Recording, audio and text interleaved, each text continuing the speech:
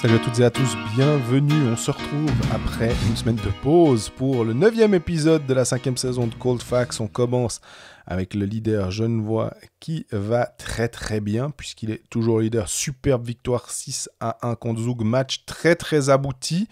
Derrière, on retrouve Bian qui a enchaîné 7 victoires consécutives et puis qui a une ligne avec un nom absolument génial, la H2O As avec Olofsson et Offer.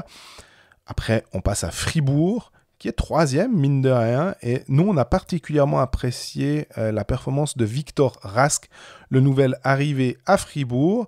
Les pronostics, puis Ajoie, c'est quand même compliqué malgré une jolie victoire contre Lugano. Les défaites ont plutôt tendance à s'enchaîner du côté de Porrentruy. On termine alors avec le gros morceau, là aussi, le Lausanne Hockey Club, qui n'en finit pas de perdre. Et puis même en coulisses, il y a des histoires politiques qui viennent s'ajouter aux sportifs.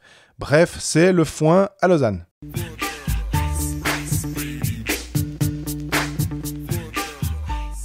Salut Greg. Salut Jean-Fred, comment ça va? Ah mais quel plaisir, après une pause forcée due par ma faute. Hein, oui, je t'ai proposé de mettre London Calling en générique, mais c'était un peu trop compliqué à faire. Hein. Ou alors Too Obvious. Aussi. Mais on se retrouve, on a plein de choses à discuter, puisque durant ces jours, il s'est passé pas mal de trucs en National League. On va pas se casser trop la tête, on va revenir, on va dérouler notre actu en partant finalement du classement et commencer avec Genève, qui est un leader qui fait plaisir sur le dernier match. C'était plus compliqué avant ça, honnêtement, on peut dire que Genève était peut-être pas aussi dominant que ça, mais il faisait quand même en général des points, même je pense au match contre Davos qu'ils auraient dû gagner, où ils auraient dû faire 3 points, ils s'en sortent quand même avec 1. Alors, ce sera plutôt des points de perdus qu'un point de gagné, mais quand même. Puis il y a la démonstration contre Zug. Alors Zug qui va vraiment pas fort en ce moment. Ouais, Zug c'est compliqué, peut-être qu'on y viendra un petit peu plus tard. Mais il y a des gens qui nous posent une question. La prestation de Genève contre Zug a été flamboyante. Franchement, c'était impressionnant du début à la fin. Et à la fin, justement, c'est ça qui est important, parce qu'en Davos, c'était impressionnant au début, mais après, c'est devenu un peu plus compliqué. Mais là, on parlera après de l'alignement, parce que forcément, c'est un facteur intéressant à noter. Mais globalement, j'ai trouvé qu'il y avait une performance d'équipe qui était terriblement aboutie, en fait. Genève a fait des bons matchs cette saison. Il y a eu vraiment de bonnes prestations. Mais celle-ci, elle m'a semblé enlevée, on va dire. Et non, franchement, je suis rentré de ce match en me disant waouh, ok, est-ce qu'on doit pas gentiment se dire que Genève est le favori au titre, quoi. J'en suis à ce niveau-là. Hein. Ouais. Difficile pour moi quand même d'aller aussi loin que ça au mois de fin octobre. Mais t'es pas là à Genève, toi t'étais à la maison, c'est ça que t'es pas là. Tu vas pas aussi loin. Mais pour dire, je me dis toujours qu'entre maintenant et le mois de mars, il se passe tellement de choses, on a tellement l'habitude de voir que la vérité de fin 2022, on va dire, et le printemps 2023, c'est pas pareil. À part des fois quand c'est Zug qui domine, puis on se dit, Zug va y arriver, mais on se rappelle que la saison passée, ils étaient menés 3-0 à un moment dans la finale, puis on voyait quand même Zurich pouvoir tout à fait être champion, donc... Je parlais avec un ancien joueur et ami du podcast hier. Les gens qui nous suivent depuis un certain temps vont savoir de qui je parle, de ce Genève-là. Il était présent au match. Et on avait fait un petit pari entre nous sur le fait que Genève allait être champion ou pas. Moi, j'ai dit non, je n'arrive pas à parier dans une série en 7 matchs contre Zurich et Zug. Pour moi, c'est impossible. Et si tu veux être champion, forcément, tôt ou tard, il y a un de ces deux boss de fin de niveau qui se dresse face à toi. Et dans une série au meilleur des 7, même avec un éventuel avantage de la glace, j'arrive pas à parier contre. Donc, je suis d'accord avec ce que tu dis. Hein. Mais le niveau de jeu présenté par Genève actuellement, c'est franchement impressionnant. Et favori. Je pense que si Genève était une équipe alémanique, si c'était un HC Davos qui jouait à ce niveau-là, je pense qu'on oserait un peu plus aller dans pas dans l'exagération, mais dans... Bon, tu prends un exemple d'un club qui sait gagner aussi. Moi, c'est toujours ça. Enfin, Zug, avant de savoir gagner, il savait pas gagner absolument. non plus. Hein, donc finalement, ça, la culture de la gagne, que certains clubs veulent enfin, pas certains clubs, certains dirigeants de temps en temps me disent la culture de la gagne, oui, au bout d'un moment, les joueurs qui viennent là, si tu fais venir tous les joueurs qui viennent de gagner le titre de champion en KHL, tu les prends dans ton club, en fait, ils vont gagner parce que c'est des bons joueurs. Et puis, c'est pas parce que le club, il n'y a pas cette histoire de. Historiquement, c'est un club de losers, donc tu peux mettre tous les meilleurs joueurs du monde, ils vont jamais gagner. Ça, moi, j'y crois pas trop. Là, dans cette équipe, il y a du talent à tous les niveaux, il y a une profondeur offensive qui est impressionnante. Et on rappelle, ils ont joué avec 5 étrangers contre Zug. Ils leur ont mis une pâtée. Ils ont joué avec un seul défenseur étranger, alors que dans le système qui est concocté par Gauchi pour Cadieux, il y a 2 défenseurs étrangers, donc il y en aurait. Soit Vatanen va revenir en santé, et donc tu auras Vatanen qui était presque au niveau de Temernes sur le début de saison. Absolument. Certains diraient même un poil meilleur, ce que je peux clairement entendre. Donc tu rajouteras un étranger à cette équipe qui survole actuellement. Moi, c'est aussi ça qui me fait me dire waouh, c'est impressionnant. Oui, j'ai toujours des petites. Le petit bémol, c'est les gardiens qui vont très bien. Hein. Rien à dire sur les performances de Gauthier Desclous et de Robert Mayer. La défense aussi. Enfin, si, des choses à dire. Oui, c'est très bien. Oui, non, mais ils sont super. Mais est-ce que ça peut tenir sur toute une saison et des playoffs? Moi, c'est vraiment toujours ça. Mais à l'heure actuelle, Giannoni est pas le Giannoni qu'on a l'habitude de voir. Et je pense que ça doit être lui le premier concerné, le premier déçu de ses performances, en voyant qu'il n'arrive pas à sortir, à sauver son équipe. En même temps, quand en face tu marques quand tes attaquants ne marquent qu'un seul but, c'est difficile de gagner beaucoup de matchs. Enfin, des 1-0, faut pas compter, faut pas escompter ça comme résultat si tu as envie d'aller un peu loin dans la saison. Disons que ça peut passer une fois, mais ça passera pas tout le temps. Donc, mais par contre, là où je te rejoins, c'est au niveau des gardiens où on pourra se poser la question, mais là on se projette beaucoup. Mais finalement, quand tu as une équipe qui est leader du championnat, qui, sauf effondrement majeur, sera en play-off directement en jouant comme ça toute la saison, il faut déjà se projeter un minimum. La force d'avoir 2 bons gardiens, un A, un B, on va dire, en Desclous et Mayer, ça peut en play-off devenir ta faiblesse, entre guillemets, dans le sens où tu n'as pas un gardien dominant que tu mets et que tu établis comme numéro 1, le premier sur des playoffs, et tu dis voilà, on roule avec toi sur toute la saison, enfin sur toutes les séries, sauf mes formes majeures.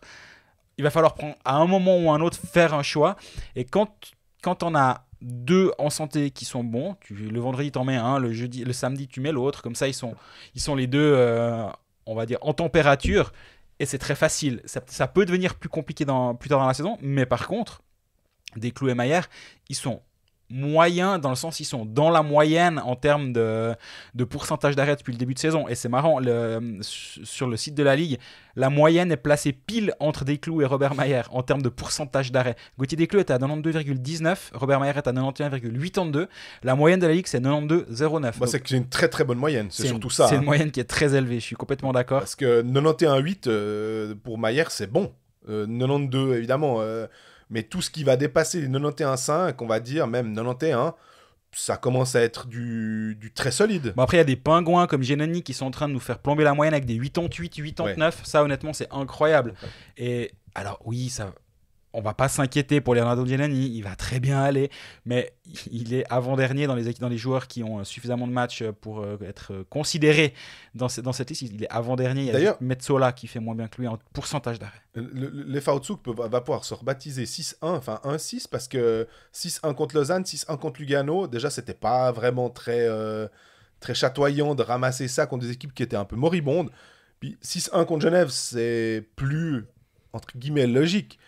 Ça reste que quand tu es champion, même double champion, ça va pas du tout. Je suis allé parler un peu avec Dario Simian à la fin du match. Je me suis dit, on verra si j'en sors quelque chose. Je vais forcément l'utiliser. Mais lui, alors, si tu regardes, on va pas parler trop de Zug, mais quand même, ils sont venus se prendre une tarte à Genève, donc profitons-en. Mais lui, il me parle vraiment des petits détails qui font la différence, qu'il faut faire les petites choses un petit peu mieux. C'est vraiment pas il n'y a vraiment pas une panique, disons.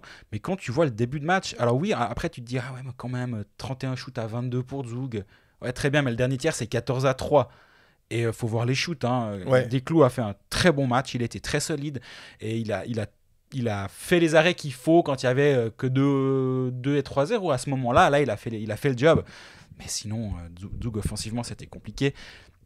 Et tu te dis, t'as des Kovar, Hoffman, Simeon, Cehlárik, O'Neal, Martini. Alors Martini a joué que 9 minutes. Herzog. Il manque que Reto Souris finalement Ouais. dans cette équipe. Puis tu dis, Reto Souris, tu le mets en 4e ligne normalement dans cette configuration-là. Donc bon, alors profitons d'avoir 3 romans aux 3 premières places parce que c'est quand même ça la réalité du classement ce matin. C'est qu'en 1 on a Genève, en 2 on a Bienne et en 3 on a Fribourg. Donc on a 3 romans aux 3 premières places. Je suis pas sûr que outre Sarine ça fasse vraiment rire cette histoire, mais moi j'aime bien ce qui se passe là, je dois t'avouer. Ouais, non mais c'est... Et en plus Genève, pour revenir à ça, je trouve que on a des lignes, ils ont cette capacité à avoir toujours quelqu'un. Quand c'est pas l'un, c'est l'autre. C'était ce qu'on disait de Fribourg l'année passée aussi. C'est ce qu'on pouvait dire de Zug l'année passée. Et sans doute de Zurich, même si Zurich était quand même pas mal dépendant de Malguin et de sa ligne. Mais là, en changeant Omark, en le dissociant d'Artikainen, en le mettant avec Pouliot, c'est super bien allé. Sans doute parce que Pouliot est un très bon joueur. Il faut pas seulement voir...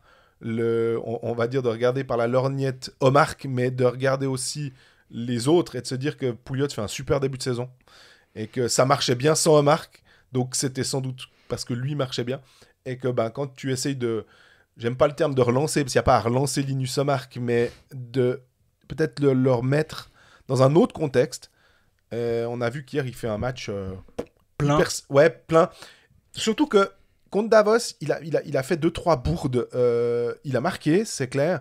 Mais je l'ai trouvé un peu... je me disais, il a fait une pénalité un peu stupide qui a amené le 4-2, enfin le 2-4 de Davos, ce qui les a un tout petit peu relancés avant à la fin du tir médian. De temps en temps, s'il avait moins envie de revenir patiner, moins envie de back-checker, ça se voyait un peu plus. Là, il a fait un match plein. Peut-être que aussi le fait de l'avoir dissocié, peut-être si j'ai bien lu ton article, il y a eu des discussions aussi qu'Adieu a voulu parler avec ses leaders, avec certains de ses joueurs. Et puis, s'ils se sentent un peu piqués au vif, tant mieux en fait, il a eu la meilleure réponse qu'il pouvait donner. Moi, j'aime bien l'alignement parce que là, si on regarde donc les lignes du match contre Zug, c'est donc Winnick, Filppula, Miranda, ça bouge pas. Très très bonne. Enfin, moi, j'aime beaucoup ce duo Filppula et Winnick. Et Filppula est tellement intelligent et super. Il est chiant presque. Il y a jamais rien à dire. De négatif, ouais. Il est tout le temps, il fait tout le temps ce qu'il faut. Il est tout le temps parfaitement bien placé aux bons endroits. Il joue juste. Il fait pas de vagues, mais il est tellement efficace. Mais effectivement, ce duo fonctionne bien. Miranda complète bien la ligne. Smirnov, Juris, Antonucci, ça va pas bouger. Puis c'est au milieu que ça a un petit peu brassé. Et c'est justement, il est revenu avec la paire Richard Artikainen, donc comme au tout début de saison. Mais là, à la place de Omark, il y a Noah Rod. Et moi, j'aime bien cet alignement-là, parce que justement, quand il avait dissocié Richard des deux en mettant Josh Juris, on avait dit, peut-être que Richard a plus besoin d'avoir le puck sur la palette, donc s'il y a Omark et Artikainen qui font leur machin aux 4 coins de la zone, lui, il est un peu perdu là au milieu, donc Juris, il est plus direct sur le filet, donc il va être un petit peu plus profiter du travail des deux autres en n'ayant pas trop le puck. Mais en mettant un Noah Rod, qui justement, lui, amène cette dimension un peu plus physique, sur l'aile à la place de Linus Omark, qui n'a pas besoin du puck non qui n'a pas vraiment besoin de s'amuser pendant 30 secondes en zone offensive avec le puck, exactement. Là, ça redéfinit le rôle de Tanner Richard au centre de cette ligne avec Artikainen sur un côté. Et ça, j'aime bien cet alignement-là. Alors après, on en parlait avec Yann Cadieux à la fin du match. C'est toujours plus facile de faire le bilan d'un changement de ligne quand tu viens de mettre une tôle à Zug. Laissons-les jouer un deuxième, voire un troisième match dans cette composition-là, mais ça, sur le papier, j'aime bien. Et sur la glace, le premier match, en tout cas, était encourageant. Et la ligne suivante, t'as Omar qui vient sur l'aile de Pouliot et de Praplan. Et peut-être que finalement, ce mix-là est aussi très bon. Et j'ai l'impression que c'est rare que dans certains autres clubs que Fribourg, on parle des changements de ligne. Parce qu'à Fribourg, c'est 3 fois par match. Quand c'est un match normal, 4 quand c'est pas un match normal à peu près. Là, voilà, c'est intéressant de voir qu'il a tenté quelque chose. Il a mis un peu le feu aux fesses d'Artikainen et Omark, je suis persuadé. Personne ne l'a dit comme ça, mais si tu lis un peu entre les lignes, quand je demande à Yann Cadieux comment a été prise cette décision par Omark et Artikainen, il m'a répondu « On a eu une bonne discussion, en rigolant ».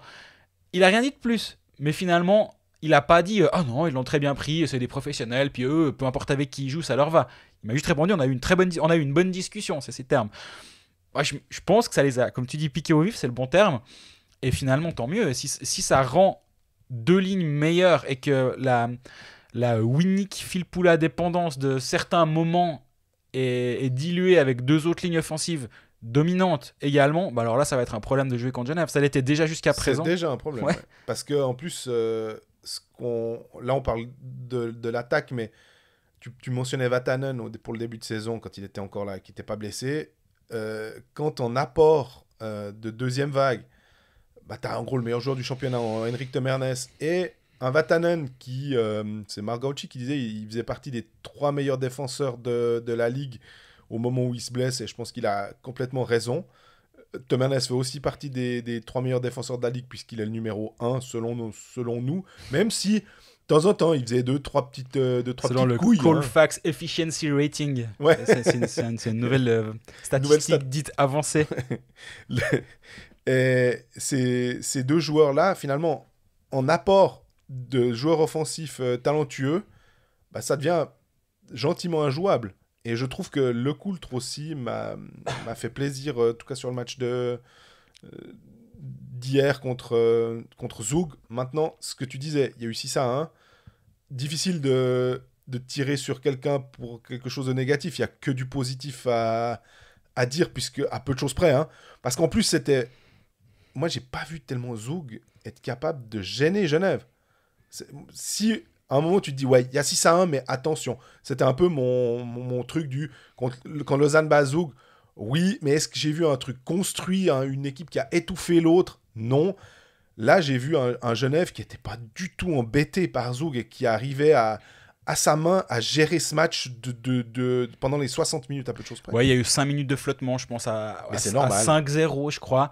Là, il y a eu 2-3 actions, ils sont un peu pris pour les Harlem Globetrotters, j'ai l'impression, ils se faisaient des redoublements de passes, c'est drôle, je pensais, je disais les pleins palais Globetrotters, les Paki Globetrotters, j'essayais de trouver un truc qui jouait avec Harlem, mais je trouvais pas. Les cointrains Globetrotters, quoi. Et là, tu te dis, ouais, calmez-vous voir un peu. Après, il y a Praplan qui tente de nous mettre le but de l'année en contre. Juste après, il y a le 5-1. Ouais, le tiers est arrivé au meilleur des moments, ça s'est calmé. Si derrière, il y a le 5-2, tu te dis peut-être même rien, en fait. Hein, mais... Par contre, ton jingle, les engagements Tanner Richard, il est prêt ? Non. Mince. Engagement Tanner Richard, 2 gagnés, 6 perdus. Est-ce le début de la crise ? Ouais, mais de toute façon, on s'en fout. Les engagements, ça sert à rien. Voilà. C'est vraiment une stat pour dire. Quoi. Engagement gagné, Genève 17, perdu 26, 39% d'efficacité. Ouais. Voilà. Fin du quoi, Tu nous fais le jingle ? Point. Ouais, la corrélation, là, elle fait mal. Voilà. Mais c'est juste la petite blague.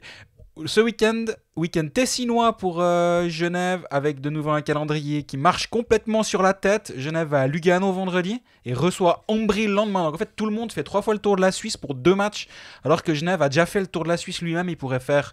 Ah bah tiens, depuis Lugano, on s'arrête à Ambry sur la remontée. De toute façon, on passe à côté de la patinoire. Moi, je serais rénové de Switzerland, je me collerais au Gotthard. Tu te colles à l'entrée du Gotthard, puis tu fais non, vous jouez le match maintenant ici, les gars. Arrêtez de nous embêter. Ce serait mais non, mais voilà, Ambry... Ouais. Tu l'avais déjà mentionné une fois et c'était... Mais bien sûr. C'est un road trip, en fait... Pour Lugano, ils viennent à Genève, le lendemain ils vont à Lausanne, et puis voilà. Et on a un exemple parfait avec Davos ce week-end, qui est venu à Lausanne samedi. Ils ont pioncé dans la région.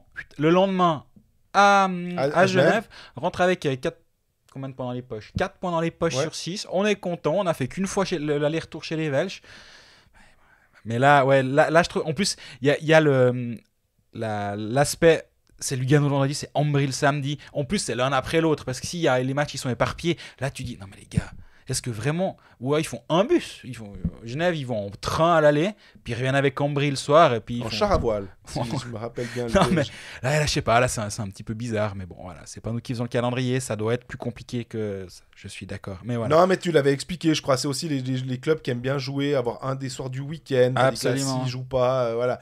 Si tout d'un coup, pour compenser les 2 déplacements, bah, tu vas jouer le vendredi et le samedi chez toi, bah, tes fans, ils se disent ouais, mais si tu joues le mardi et le vendredi, ça redevient ok, c'est plus 2 soirs de suite, à mon avis. Après, je sais, hein, je pense que c'est pas évident, mais on rappellera quand même toujours qu'en Amérique du Nord, oui, il ne faut pas tout s'inspirer là-bas, mais il y a des salles où il y a, au hasard, hein, les Lakers, les Clippers, les Kings et encore, je sais pas, les Sparks en WNBA. Ouais. En fait, c'est la même salle, plus 26 000 concerts. Donc là, on parle ça s'appelle plus le Staples Center, le cryptomoney.com. C'est crypto.com. Voilà, okay. la salle de Los Angeles. Ils ont tous les soirs 2 ou 3 trucs et ça va très bien. Et le calendrier est fait pour 30 équipes en NBA, 32 équipes en NHL, avec chaque salle qui a ses propres contingences, avec des voyages. Je veux dire, ils vont pas une fois à Davos et puis une fois à Langnau. Quand tu dois aller à Los Angeles, puis tu as aussi des matchs à Washington et puis Dieu sait où à faire. C'est un autre délire et c'est une autre organisation à mettre sur pied. Mais il paraît que ça fonctionne. Donc je me dis, si eux ils sont capables avec 82 matchs, 30 équipes dans une période finalement pas beaucoup plus longue que la nôtre, hein, ça va, je pense que c'est faisable de gérer quelque chose pour que le club genevois, quand il va au Tessin, il fasse 2 matchs puis il rentre à la maison. Je suis sûr que c'est faisable.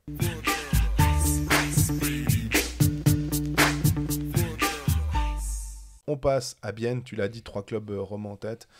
Bienne qui est dauphin de Genève Servette et Bienne qui a fait une saison, un début de saison un peu particulier. Ça commence très très bien, on était presque un peu surpris. Après, ils se sont pris, je crois, 3 défaites de rang. On était là, voilà, là. Finalement, on avait dit. On avait bien vu. Puis derrière, alors, c'est, je crois, 7 victoires de suite. Donc, on n'avait pas bien vu. Et on a un Bienne qui, de nouveau, fait du Tormennen. Est-ce que c'est le Tormennen Show, on va dire? Ou en tout cas, est-ce que c'est... Mais surtout, il y a une ligne qui est fantastique. Et j'adore ce nom qu'ils ont réussi à trouver. C'est le Journal du Jura qui a trouvé ce nom ou le... Je crois que c'est un effort collectif sur Twitter avec notamment Vincent Criblé du Journal du Jura. Il y a eu quelqu'un sur Twitter qui en a parlé, puis c'était la H2O, mais attends, non, 2, il n'y en a pas de O. Non, mais le H, c'est l'hydrogène. Il y en a 2 de H. Ouais, c'est bon, ça marche. H2O, c'est super. Mais oui, le Journal du Jura en a clairement parlé. C'est du niveau de la KLM, pas en termes de jeu, quoi. On va pas s'exciter, mais en termes de naming, disons, la H2O, quoi. Ouais, non, puis surtout, au-delà de ça, un goal contre Lausanne absolument magnifique.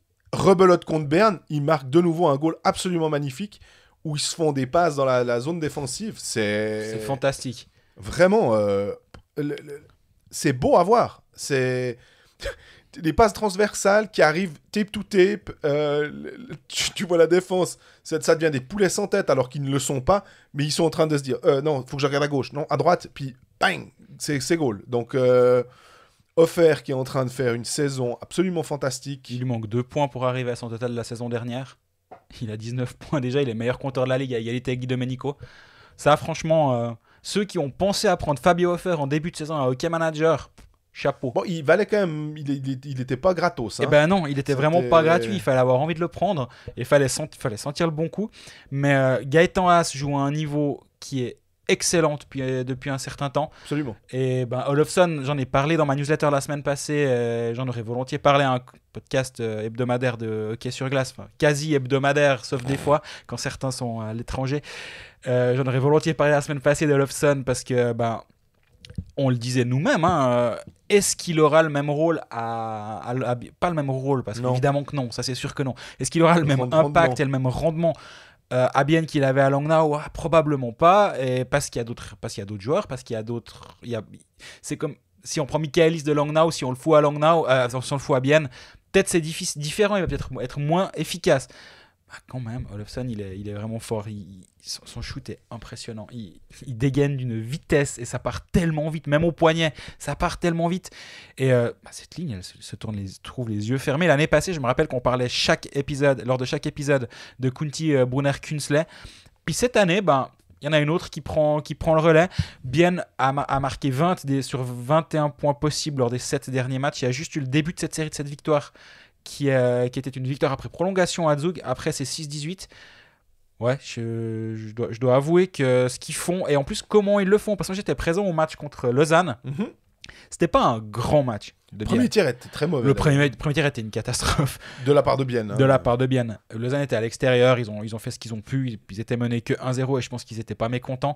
Mais Bienne était vraiment pas bon. Mais après, quand ils arrivent à trouver leur flow offensif, mais ils sont vraiment impressionnants. Et ils sont marrants à avoir joué, je trouve. Alors, je pense pas que si t'es en face, tu le penses aussi. Mais c'est fun à voir. Mais finalement, c'est la même recette. Hein. On se disait à l'intersaison, ouais, est-ce que Turmenan, il arrive toujours à faire passer son message? Est-ce que si? Est-ce que ça? Est-ce que le vestiaire est vraiment content de toujours avec lui? Mais c'était légitime comme la question hein. se posait complètement. La réponse, elle vient de nous tomber en plein visage. En tout cas pour l'heure. Bien sûr. Et finalement, c'est quand on entend Guillaume Maillard qui débarque là-bas depuis 3 jours, puis qui te dit... en fait, offensivement, il nous dit de faire nos trucs, quoi. Il nous dit faites-vous plaisir. Puis cette notion de faites-vous plaisir, alors je me doute bien, c'est aussi un joueur qui parle à un journaliste il va pas commencer à me prendre une tablette et puis à me mettre alors regarde, là je dois faire ça, puis lui doit faire ça, puis si... Non. Ça, c'était Mernès qui t'explique. Voilà, ouais. Mais la notion de faites-vous plaisir, jouer, en fait, c'est un jeu, le capi. En zone offensive, c'est là où... c'est quand même le discours qui ressort de l'aura de Tormenon. Absolument. C'est quand même ce côté assez... en fait, il n'a pas une laisse avec eux. Il n'est pas rigide dans son système. C'est plutôt ça qu'on peut dire. C'est que les joueurs peuvent prendre du plaisir. Ça va pas forcément toujours marcher. En ce moment, ça marche super bien. Et surtout, en plus, est-ce que tu n'as pas envie d'aller au match? Justement, tu te dis... Waouh, moi j'ai envie d'aller voir une triangulation de la H2O. Vraiment. On va sans doute gagner. En plus, en ce moment, ça marche bien. Si on est supporter bénin, on se dit et je ressors de la patinoire en étant là à me dire mais j'ai vraiment vu un truc. Alors, je vois pas souvent ça dans les autres patinoires. Et c'est sur une base assez récurrente. Ouais. C'est ça qui est fou. Et au-delà de l'attaque, c'est qu'ils ont aussi une défense finalement et un gardien qui marche très très bien. Alors tu me diras, forcément, c'est Terry, un champion olympique, tu prends pas des immenses risques en te disant moi je connais quelqu'un qui était allé voir un match au Sentier où on avait l'impression que c'était Jean-Charles Settery devant le filet et il en avait pris 8 sauf erreur. Mais j'avais quand même pas dit que c'était le pire gardien de l'histoire et puis qu'il allait... ça c'est notre avantage de ne pas trop surréagir globalement, disons. Ça nous permet d'éviter de dire 2-3 conneries. Après, sur des matchs amicaux, en plus, on a toujours eu quand même la décence de passe, partir trop, puis de dire Fribourg 8-1 dans ce match. Et en tout cas, Fribourg, ça va être fantastique. Ils vont marquer 8 goals par match. Là non plus, c'était pas ça. Mais Settery, Yakovenko, Löw, et même, j'ai l'impression, finalement, moi, Beat Forster, j'ai l'impression que tu te dis, autant André Sambul, qui est de 1983 aussi, tu te dis, il nous impressionne, mais c'est André Sambul. Beat Forster, il est en défense, c'est un jeu, quand même, il y a de la vitesse, est-ce qu'il va pouvoir... Mais je trouve qu'il est bon, quoi. Il utilise à merveille son expérience, finalement, il fait pas trop de bêtises, il marque même des buts, il a Schneeberger aussi, qui marche bien depuis qu'il est à Bienne. Il y a vraiment pas grand-chose on disait de négatif, il n'y a pas grand-chose de négatif à dire de bien. On peut quand même trouver un petit quelque chose. Et c'est presque positif ce que je vais dire en mettant en avant... Négatif, positif. En mettant en avant 2 choses qui sont un tout petit peu négatives, en plein de guillemets. C'est qu'en fait, Bienne gagne tous ses matchs en ayant des situations spéciales quelconques. Ouais. Ils sont 8e actuellement en powerplay et 8e en boxplay sur la ligue. Alors j'ai pas regardé sur les 7 derniers matchs, c'est sur la saison. Donc forcément il y a le début de saison où ils étaient pas bons et après les 7 derniers matchs où ils sont franchement meilleurs. J'imagine qu'il y a aussi une différence à ce niveau-là, mais t'as encore une marge de progression sûrement à ce niveau-là pour le HC Bienne. Ouais, Radgeb marque, mais pas, mais à 55 et pas à 54, on va dire. Ça peut amener quelque chose, même si je te dirais que le jeu à 5 contre 5, si t'es bon à 5 contre 5, c'est plutôt super. Bien sûr. Parce que justement, tu n'as pas besoin de compter sur tes situations spéciales pour te sortir de la gonfle. On est quand même plus souvent à 5 contre 5 qu'à 4 contre 5, 5 contre 3, etc. Donc c'est vraiment super d'être bon à 5 contre 5. Sur les 3 derniers matchs, Bienne n'a qu'un but en powerplay alors que Bienne a marqué 11 buts. Donc un de ces 11 buts est en powerplay, tous les autres sont à 5 contre 5. Ça c'est assez impressionnant quand même. C'est vraiment une très très bonne stat. Et tout ça aussi, tu parlais de la ligne avec Kunti. Kunti qui est blessé, c'est Froidevaux, donc ça change quand même vachement la dynamique de cette ligne. On voit que sans être dépréciatif à l'égard d'Étienne Froidevaux, c'est pas Luca Kunti en termes d'inspiration. C'est pas le même type de joueur. Donc forcément que cette ligne-là a moins d'impact aussi sur le jeu. Mais comme Salinen, la ligne de Salinen, Kessler, Rayala, marche. Peut-être là, en ce moment, on focalise beaucoup sur la ligne Hassel-Olofsson offert, mais on sait que peut-être que cette ligne-là, enfin, c'est pas peut-être, à un moment, ça va moins aller. Mais il y en a une autre qui va reprendre le lead normalement, et parce qu'ils l'ont déjà fait durant la saison. Le match à Berne, la ligne de Rajala Salinen, Kessler a été complètement éteinte, justement. Mais c'est finalement ce qu'on disait par rapport à Valtteri Filppula à Genève. Pourquoi Filppula peut être aussi bon ? C'est aussi parce qu'il n'est pas la seule focale de la défense adverse, où c'est pas sur lui que les meilleures lignes défensives sont placées, parce qu'il y a d'autres joueurs à surveiller aux quatre coins de la glace. Et la ligne offert Haas Olofsson, quand tu sais que tu as Brunner Kunti Künzle, quand tu sais que tu as Rajala Salinen Kessler qui vont très bien, au bout d'un moment, tu peux pas défendre tout le monde avec tes meilleures lignes défensives. Donc il y a de la place qui va se créer, donc il y a peut-être un petit peu plus d'espace, et cette ligne en profite. Mais comme tu dis, au moment où peut-être l'attention va être davantage portée sur eux, il y en a d'autres qui vont sortir du bois, et rien à voir avec Félicien évidemment. Rajala va recommencer à marquer des doublés par-ci par-là, même si il le fait déjà. Ça me fait penser aussi qu'entre Genève et Bienne, il y a une chose, et on l'a mis en exergue, mais un centre qui est au top, défensivement aussi, qui fait un peu tout juste tout le temps. Haas d'un côté et puis Filppula de l'autre. Tu as dit que Haas connaissait une super saison. L'année passée, en fait, il était déjà bon dans les stats avancées. Défensivement, il était impeccable, il n'y avait rien à dire. Offensivement, il était vraiment pas en réussite, clairement. Au niveau des buts, en fait, il avait 6 buts, et lui aussi savait très bien qu'il était plus proche des 12-15 buts. Et puis je pense que là, en ce moment, il est clairement dans cette moyenne-là, où il tourne à peu près, justement, il va sans doute bientôt dépasser, si ce n'est pas déjà fait, son total l'année passée. Là, je sais pas l'année passée, il a été à 22 points, 6 buts, 16 passes en 37 matchs. Et là, en 14 matchs, il a 4 buts, 8 passes. Donc il est sur une moyenne sur une projection de 45 points. Cette saison en 52 matchs. Et puis 14 fois 1, on est à peu près sur du... une quinzaine de buts entre. C'est ce qu'on attend de Gaëtan Haas finalement. Exactement, donc cette ligne fonctionne. Le centre, Gaëtan Haas joue au niveau qu'on attendait de lui quand il a re-signé à Bienne finalement pour un contrat de longue durée. Et c'est aussi ça finalement, je me dis, qu'est-ce qu'on n'a pas entendu aussi l'année passée, signer ce contrat de Gaëtan Haas, mais vraiment on est sûr que c'était une bonne idée. Laissons aussi un peu du temps, il faut des fois aussi être un peu patient, je trouve. Et je le dis aussi pour nous, globalement, je fais la leçon à personne. On pourrait faire la même chose maintenant avec Sven Berchi, qui est pas exceptionnel du tout en ce moment avec Berne. Berne n'a pas besoin de Sven Berchi pour gagner des matchs. Et tu penses quand même que là aussi, comme il revient de NHL, il est quand même que de 92, donc il est encore en pleine force de l'âge. Absolument. Et là, Gaëtan Haas, il a que 30 ans.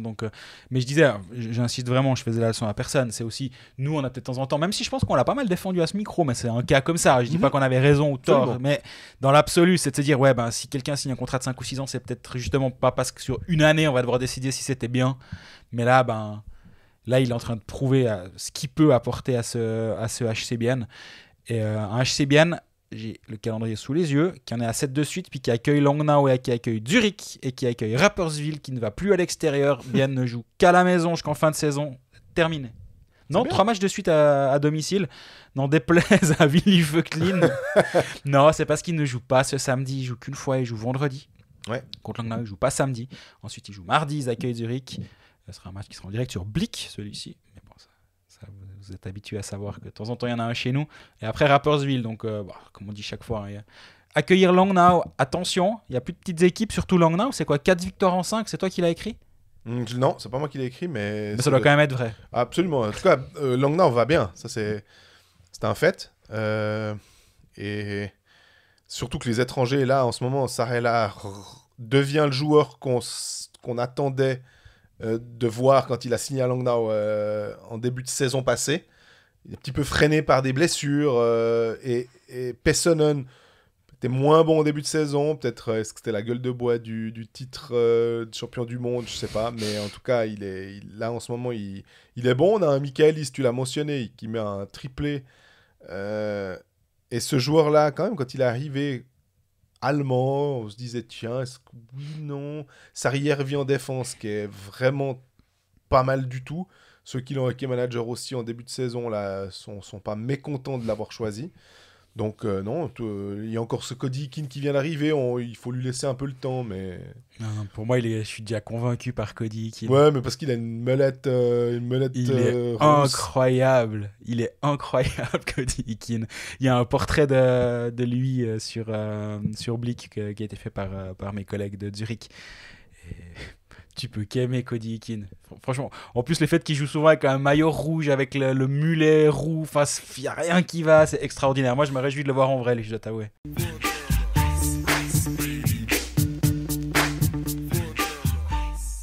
Enchaînons avec un autre club qui va bien, c'est Fribourg, qui sort d'un match blanchissage de Connor Hughes à Rapperswil.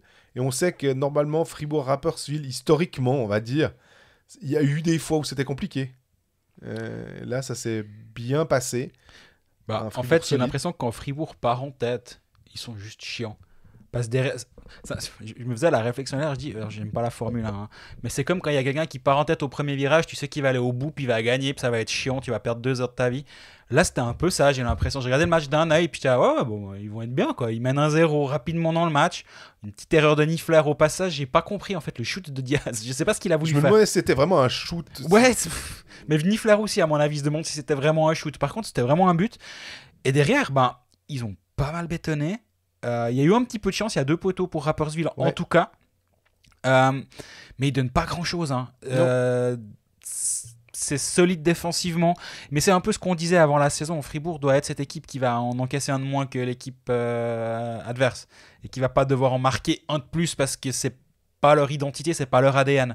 Et là, j'ai l'impression qu'on retrouve depuis 2 semaines en tout cas, on retrouve un peu ce Fribourg de l'année passée où tu sais qu'en fait à la fin ils vont gagner le match de peu, mais ils vont le gagner. Et c'est l'impression qu'on a eu toute la saison dernière, qu'on avait perdu en ce début de saison où ils ont eu quand même une passe assez difficile. On l'a clairement mis en avant parce que ce but de plus qu'ils encaissaient, où ils étaient peut-être moins solides défensivement, ça se faisait vite la différence. Là, tu vas te faire blanchir à possible.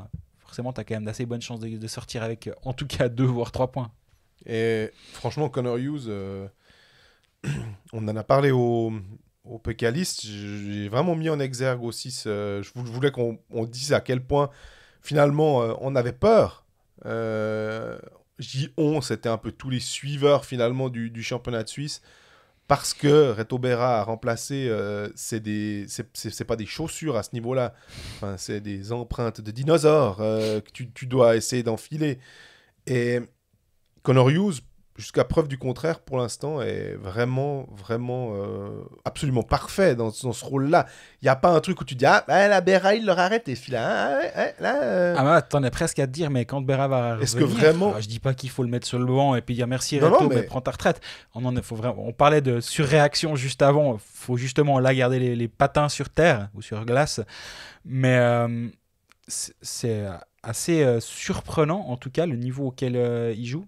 Et surprenant pour nous parce que nous on le voyait de temps en temps sur la glace les saisons dernières, on l'a vu cet été en Champions League, chaque fois qu'il a joué il a été très bon, Connor Hughes, mais ces matchs de Champions League t'es là un peu toujours à dire ouais mais c'était du 100%, c'était la Champions League, on a toujours un peu tendance à la regarder un petit peu de haut, mais là mais on a quand même le droit parce qu'elle intervient 4 matchs qui interviennent avant la saison, ça reste quand même des matchs qui sont vus comme des matchs de préparation d'une certaine manière. Tu peux pas... Enfin, vis-à-vis de tes sponsors, tes supporters et compagnie, de nouveau, si c'était la même Champions League qu'en foot, où ça te permet de gagner, je dis n'importe quoi, un chiffre, mais admettons 1 million ou 5 millions, si tu vas au bout, tu peux être sûr que la pression serait différente de la part de tout le monde. C'est-à-dire que le club te dirait pas « Ah, ça serait bien de gagner cette compétition ». C'était « Non. Là, on fait pas les malins. On va pas perdre contre des Allemands ou contre des... Norvégiens ». Des Norvégiens, exactement. Ou même d'autres clubs qu'on estime être de valeur inférieure aux équipes du championnat de Suisse. Même si là, finalement, c'est un 4 sur 5 en Champions League. Donc, c'est plutôt pas mal. Hein. Attends qu'on se chope des Suédois. Ça va, mais ça va absolument. Connor Hughes, depuis le début de saison, c'est 9 matchs, 1,77 buts encaissés par match. C'est le 2e de la ligue derrière Roubec. Et c'est 93,16% d'arrêt. Avec un échantillon, Berra, finalement, avec un échantillon qui devient suffisant pour pouvoir se dire Ok, c'est bien. Il a pas juste joué une fois à jour à la maison et puis ça s'est bien passé, quoi. Non, 93,16% d'arrêt, c'est le troisième meilleur gardien de la ligue. À ce niveau-là, derrière Hrubec, de nouveau, 95%. Et Juvonen, 93,56% d'arrêt. Et moi, ce que je trouve, c'est que on le voit gagner en calme depuis qu'il a la répétition des matchs. Mais ça, c'est pas un hasard. Quand un gardien joue une fois de temps en temps parce qu'il est numéro 2 et puis il doit se mettre rapidement dans un rythme, ou alors si tu sais en fait que sur les 2-3 prochaines semaines, tu vas jouer tous les matchs, ben, ça change aussi le rapport au but encaissé, j'ai l'impression, ou la sérénité justement de... Il n'y a pas de mon prochain match c'est nouveau dans 3 semaines parce qu'après il y a Berra qui va rejouer, puis là en plus ma première intervention je l'ai un petit peu foiré. Non, et je pense que ça tranquillise, à mon avis, de l'extérieur, c'est comme ça que je le vois aussi, parce qu'un gardien il sait qu'il va être là, il va jouer, il n'y a pas cette pression de se dire c'est ma chance. Non, là, demain c'est de nouveau ta chance. La question aussi que je pouvais me poser, c'est de me dire, est-ce que les défenseurs, pendant un temps, on se disait ils vont peut-être jouer, faire plus attention parce qu'ils savent qu'ils n'ont pas Berra derrière, mais Connor Hughes. Puis j'ai l'impression que on parle plus trop comme ça maintenant. C'est que la défense joue bien, finalement comme si c'était Berra. Il y a pas cette éventualité de où il faut qu'on fasse le demi-coup de patin de plus, ou que je tende ma canne un peu plus pour être sûr que je vais le dévier ce puck de la meilleure des manières pour que mon gardien puisse avoir une meilleure chance d'arrêter ce puck. J'ai l'impression que ça va bien. Je pense que ça va dans les deux sens. À mon avis, il y a aussi la confiance que les défenseurs commencent à faire, ont en plus envers leur gardien, qui a prouvé qu'il mérite qu'on lui fasse confiance. Et tu joues peut-être aussi différemment quand tu sais que derrière, si t'as Reto Berra ou si t'as un pingouin, c'est quand même pas la même.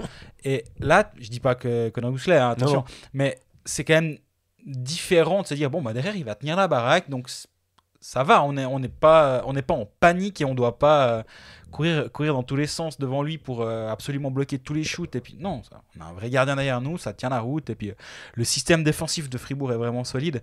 Et moi, il y a un joueur qui m'a beaucoup plu. Yecker ou bien non? Non, alors c'est offensif que je vais parler. Okay. Victor Rask. Ah oui, alors. Rask, il est vraiment, vraiment, vraiment fort. Pour te dire que c'est un joueur qui vient d'arriver quand même, on donne toujours aux joueurs 1 ou 2 semaines de comment dire, de bail, de passe droit, où on dit non mais attends, calmons-nous, on va pas directement dire lui tu connais pas le système, tu connais pas tes coéquipiers. Comme d'ailleurs on n'avait pas d'épisode la semaine passée, je sais plus pourquoi, mais j'arrête, c'était la dernière. On n'aurait rien dit sur Richard Panic en disant ouais Panic il est comme ci comme ça. Non, calmons-nous, il vient d'arriver. Par contre, quand un joueur vient d'arriver et est déjà bon, je crois qu'on a le droit de le dire. Et alors il y a son but contre Ajoa qui est une trouée défensive d'Ajoa, le puck lui arrive, il marque, tant mieux. Ah, mais au-delà de ça. Je trouve que au niveau physique dans les bandes, il est vraiment solide. Protection de puck. C'est ça, tu vois qu'il est capable. Il est capable d'avoir le puck sur la palette, puis c'est compliqué de le lui piquer. Pas au niveau d'Artikainen, mais il amène d'autres choses qu'Artikainen aussi. Je dis pas qu'il est meilleur ou pas meilleur, mais c'est pas le même joueur. C'est un joueur qui est rapide, il est tout le temps prompt à partir en contre. Contre Rapperswil, je pense qu'il a deux breakaways, en tout cas un, ça je suis 100% sûr, puis même un deuxième à mon avis, il part aussi seul sur le côté. Et il est rapide, il est solide, pour l'instant il a qu'un but, mais ouais, je pense que c'est une bonne pioche lui. Et ce serait un duo avec Sorensen, tu penses, ou bien c'est pas encore, parce qu'on a vu Sorensen, c'est un truc, une histoire un peu folle. Finalement, il a joué en étant, il s'est fait appeler à la DER à 18h30, il était chez lui et tout, puis tout d'un coup, est-ce qu'il était dans son bain ou je sais pas quoi là. Il était vite dans le grand bain, en tout cas, ça c'est sûr. Ouais. Et 1 heure après, il s'était pas échauffé, puis il était sur la glace. Il n'a pas fait les petits jeux de ballon avant le match. Il était sur la glace pour faire son vrai échauffement. Et malade, par contre, lundi, pas à l'entraînement. C'est pas une question de blessure, il était malade. Est-ce que quand il va revenir, il va former le duo avec Sorensen, Rask? Peut-être, effectivement. Intuitivement, c'est la meilleure des solutions. Mais finalement, moi...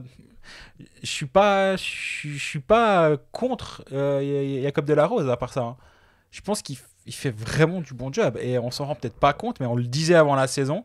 Delarose et Vagno, il faut pas en attendre du O'Neill et puis Christian Djoos. Si on attend ça, on aura un vrai problème. Par contre, si on attend qu'ils sont capables de t'amener sur la glace, à savoir 2 joueurs très solides et 2 joueurs qui ont un impact défensivement en tout cas, et qui sont pas des manches en attaque, surtout pour Delarose. Je dis pas que Vagno est un manche, mais c'est pas du tout son rôle. Vagno, Delarose, il est capable de gérer une ligne, il a quand même cette expérience là, mais évidemment si tu as les 7 étrangers en santé, ça semble assez logique que tôt ou tard Delarose passe faire un tour en tribune. Mais finalement, quand tu as un Gunderson qui a 37 ans, quand tu as Desharnais qui a 36 ans, c'est des joueurs qui seront tout contents un soir de... Tout content, je suis pas sûr, c'est des professionnels. Mais sur le long terme, l'entraîneur sera tout content. Ouais. Alors ça, c'est sûr, de leur donner un soir tranquille, puis dire, écoute, ce déplacement à Zurich, on part sans toi, David. La salutation à ta femme, quoi. Mais d'ailleurs, Desharnais, c'est drôle que tu le mentionnes, parce que je me demandais, quand Fribourg allait un tout petit peu moins bien, me disais, c'est pas la saison de trop, parce que c'est clairement manquer de respect à Desharnais. Il est encore capable de faire de très belles choses, mais est-ce que, alors c'est peut-être aussi qu'il n'y a plus Di Domenico sur le powerplay, donc du coup il brillait un petit peu moins, donc il a un petit peu moins d'assists parce que Di Domenico n'était plus là, mais j'ai l'impression que je sentais un peu plus le poids des ans sur Desharnais en ce début de saison. Si je devais mettre une petite croix pour dire il est toujours bon, mais peut-être un peu moins dominant que ce on l'a vu faire à Fribourg. Ouais, je pense que ton analyse elle est assez juste. Il a 10 points en 15 matchs. C'est bien, hein, c'est tout à fait respectable. Après, est-ce qu'il faut le lier à l'âge? Il a 36 ans. Après, il a un jeu qui est censé quand même assez bien vieillir, j'ai l'impression. C'est un joueur qui mise pas tout sur la vitesse, mais non plus pas tout sur le physique. Pas tout miser sur son physique. Non plus. Et je pense que son jeu va pas être un problème, mais par contre, effectivement, à mon avis, il y a d'autres atouts à Fribourg cette année. Tu as quand même un Berchi qui marche bien. Tu as un Motet qui marque beaucoup. Défensivement, des fois, on a pu se poser des questions. Là, contre Rapperswil, j'ai trouvé très impliqué. Alors, il y a eu cette scène du shoot bloqué. Ouais. Et là, on retient beaucoup ça. J'ai vu que dans La Liberté, il y a même François Rossier qui a parlé de son geste après, où il allait un peu s'excuser parce qu'il bloque le shoot. Après, il pousse le puck dehors, puis ça finit dans le public. Puis il allait s'excuser auprès de la personne qui a pris le puck. Est-ce que c'était grave ou pas? J'en sais rien. On n'a pas vu les images. Mais effectivement, donc on a retenu cette scène-là. Mais globalement, je pense que là, il fait un très bon match à Rapperswil. Il n'a pas fait que des bons matchs ces derniers temps, Kylian Motet. Mais malgré ça, Fribourg a enchaîné les bonnes performances. Et Kuokkanen, lui aussi, je trouve qu'offensivement, il amène vraiment beaucoup. Et donc finalement, ça dilue peut-être un petit peu plus. Et comme tu disais avant, il manque quand même toujours Marcus Sørensen qui était là pour remplacer Di Domenico. Donc finalement, il manque toujours Di Domenico en fait, dans le puzzle qui avait été concocté par Christian Dubé. Mais voilà, t'as pas mal de joueurs qui ont 3, 4, 5 buts, avec Kuokkanen à 5, Berchi à 6, Motet à 6, Sprunger 4, Sprunger qui a 9 points déjà. Mm-hmm.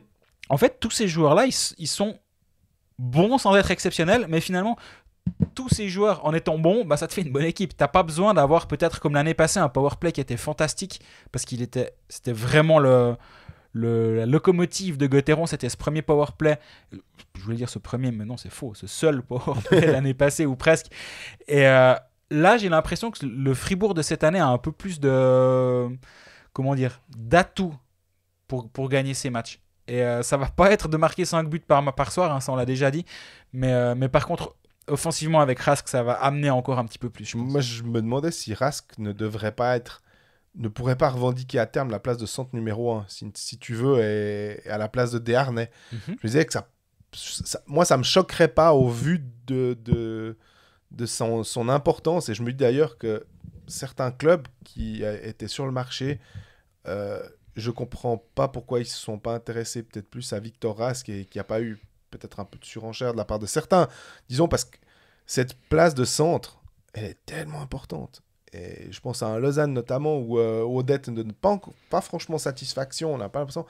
Est-ce qu'il aurait peut-être pas été plus malin d'aller chercher un Victor Rask à la place d'un Richard Panik? Je sais pas, mais je trouve que le Rask fait vraiment... faudra voir aussi sur la longueur, mais il m'impressionne bien déjà sur l'impact qu'il a sur le jeu de Gauthieron. Ouais, je suis d'accord avec toi. Et ce qui est intéressant maintenant, c'est que je pense que c'est momentané, mais Christian Dubé met Sandro Schmidt sur une des ailes, parce que justement, t'as Desharnais, Rask, Delarose, t'as 3 centres naturels. Schmidt en est aussi un, mais peut-être qu'il se dit, bon ben... Autant l'avoir en ailier de 3e ou de sa ligne... plutôt que centre de la 4e, quoi. Exactement.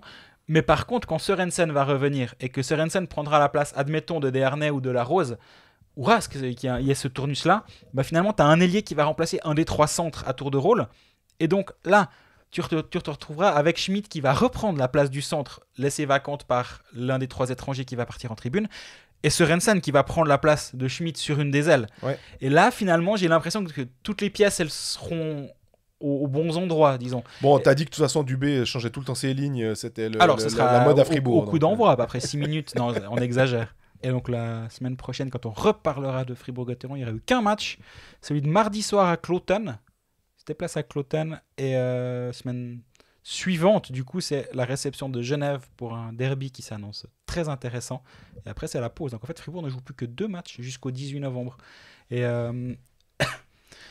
avec la pause là qui vient. Donc finalement, Fribourg-Gotteron qui a Sørensen qui devait encore être blessé un peu. Il a joué ce match-là. C'est pas impossible qu'ils lui disent aussi, écoute, là, prends vraiment ton temps et puis on revient le 18. Puis merci de ne pas le sélectionner pour le tournoi. Bon, ça, je pense qu'il je pense qu'il n'y a pas trop de risques, effectivement. Mais par contre, effectivement, hein, entre les Finlandais, les Suédois qu'on a dans le championnat, possible qu'ils puissent faire un charter entre Pikkenin Pele qui partent au tournoi. C'est quoi? C'est la Karjala Cup là. Quand il y aura le European Hockey Trophy à Fribourg en décembre, ça va être intéressant aussi de voir justement la Tchéquie, la Finlande et la Suède qui seront présentes pour jouer contre la Suisse. Ça va être joli d'ailleurs, on se réjouit. Absolument. Et il y aura 2-3 têtes connues dans les couloirs, dans tous les vestiaires d'ailleurs. Jouer Sport, un jeu de la loterie romande. Les pronos, on y va. On passe donc au pronostic. Il n'y a que 4 matchs vendredi. Exact. Ambri-Ajoie, Bienne-Longnau, Lugano, Genève et Rapperswil-Berne. Il y a 2-3 petites tendances qui... Enfin, de nouveau, malheureusement, j'ai l'impression que si je dis Ambri, déjà, je vais me faire blacklister parce que tu vas me dire non, c'est trop facile. Bon, Ambri avec handicap, hein, éventuellement, mais... J'ai peur maintenant des handicaps parce qu'Ajoie est clairement pas... Quelqu'un me posait la question sur Twitter et je sais pas, peut-être qu'on l'avait déjà dit une fois et si c'est le cas vous m'excuserez mais c'est pas grave. Quand on dit avec handicap, ça veut dire que si le match commence avec l'équipe ayant le handicap de 1 but, ça veut dire qu'elle commence 0-1 en fait en faveur de l'adversaire. Ça veut dire que si Ambri -1 contre Ajoie, donc ça donnera une meilleure cote, ça veut dire qu'Ambri devra gagner de 1 but, de plus de 1 but. Dans le théorique 0-1 de début de match, ils doivent marquer 2 buts. Ils doivent gagner 2-0, 3-1, 4-2, etc. Ils doivent gagner de 2 buts d'écart pour compenser ce handicap d'un but qu'il aurait mis artificiellement au début du match. C'est ça qui donne ce handicap-là. Je ne sais pas si j'étais clair, mais je crois. Ah ouais, en tout cas, il faut voir... Tu es d'accord avec moi, hein, Ajoie ne prend pas des tôles. Même quand... mardi contre Langnau, bon, bah, c'est fini 4-1. Ok, il y a 3 buts d'écart, mais le Langnau aurait tout à fait pu encore en encaisser 1 ou 2. Là, à Ajoie, ça n'a pas marché ce coup-ci. Donc, c'est pour ça que je dis, c'est à l'extérieur pour eux. Donc, à Ambri va pas mal, mais ça reste...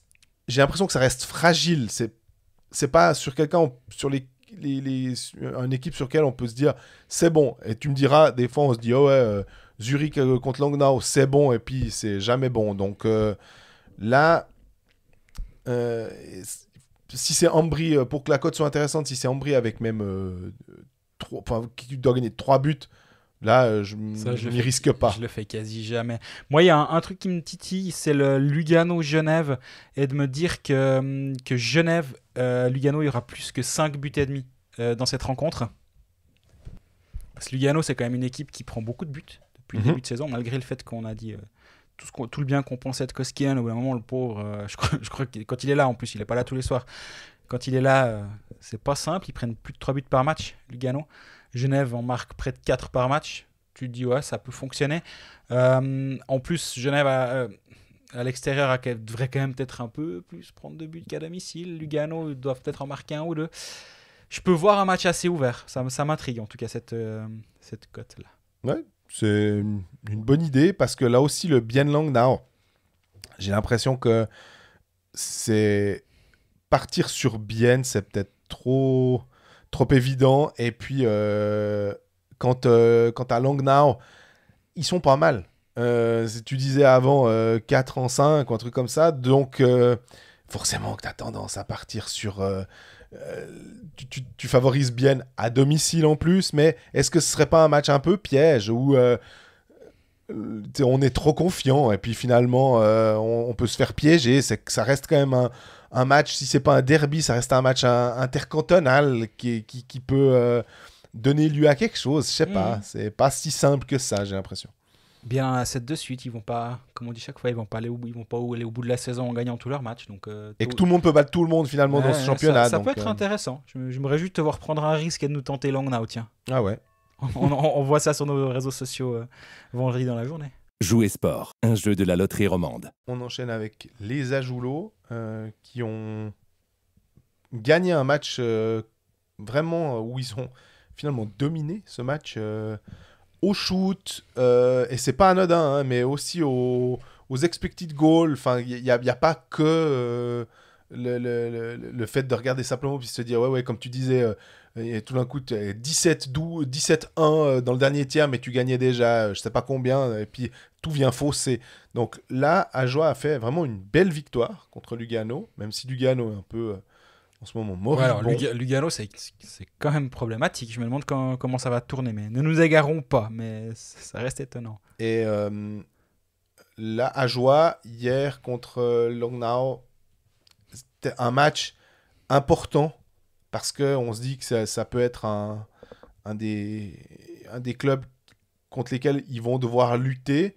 Mais en ce moment, Langnau est vraiment nettement meilleur. Donc... c'est plutôt Ajoie que l'automne, on va dire, qui sont l'un contre l'autre. Il manque quelque chose. On fait beaucoup tourner les étrangers aussi en ce moment. Brennan joue beaucoup. Il est très très bon. Ça, c'est vraiment une super pioche de la part de Julien Vauclair. On peut quand même souligner que les gars qu'il est allé chercher, Gauthier, même s'il n'est pas... ultra impressionnant au niveau des points, il amène quelque chose que en fait il n'y a pas dans cette équipe. C'est qu'on peut pas dire ah ouais mais ça un Suisse pourrait tout à fait bien faire ce travail. Non, en fait. Alors oui, mais il est pas le même prix, je pense. Voilà, exactement. Donc pour ça c'est Bakos qui était la roue de secours. Bah là en ce moment comme tous les autres sont revenus, il va gentiment. Son contrat de toute façon courait à la fin du mois, je crois. Hein, donc il va gentiment repartir, et tu en parlais pour des clubs qui cherchaient un renfort éventuel qui pourrait être tout à fait bien. Seton, on ne le voit plus trop jouer parce qu'effectivement Hazen est de retour. Asselin marque, mais on sent que voilà, tu marques le but d'une défaite 4-1. C'est bien, mais ça reste que ça ne fait pas beaucoup avancer ton équipe. Absolument. Moi, il y a un petit glissement qui me déplaît un peu dans le HC Ajoie. Tu te rappelles l'année passée, comme on parlait quasi à chaque épisode des minutes de De Vos, puis depuis le début de saison, on n'a quasi jamais parlé. Non. À part pour dire que c'était bien parce que c'était sous contrôle. Les 4 derniers matchs, il a entre 23 minutes 15 et 24 minutes 36 de glace. Entre. Ouais. Donc les 4 fois, il a plus de 23 minutes 15. Et c'est pas des matchs qui sont allés en triple prolongation, hein.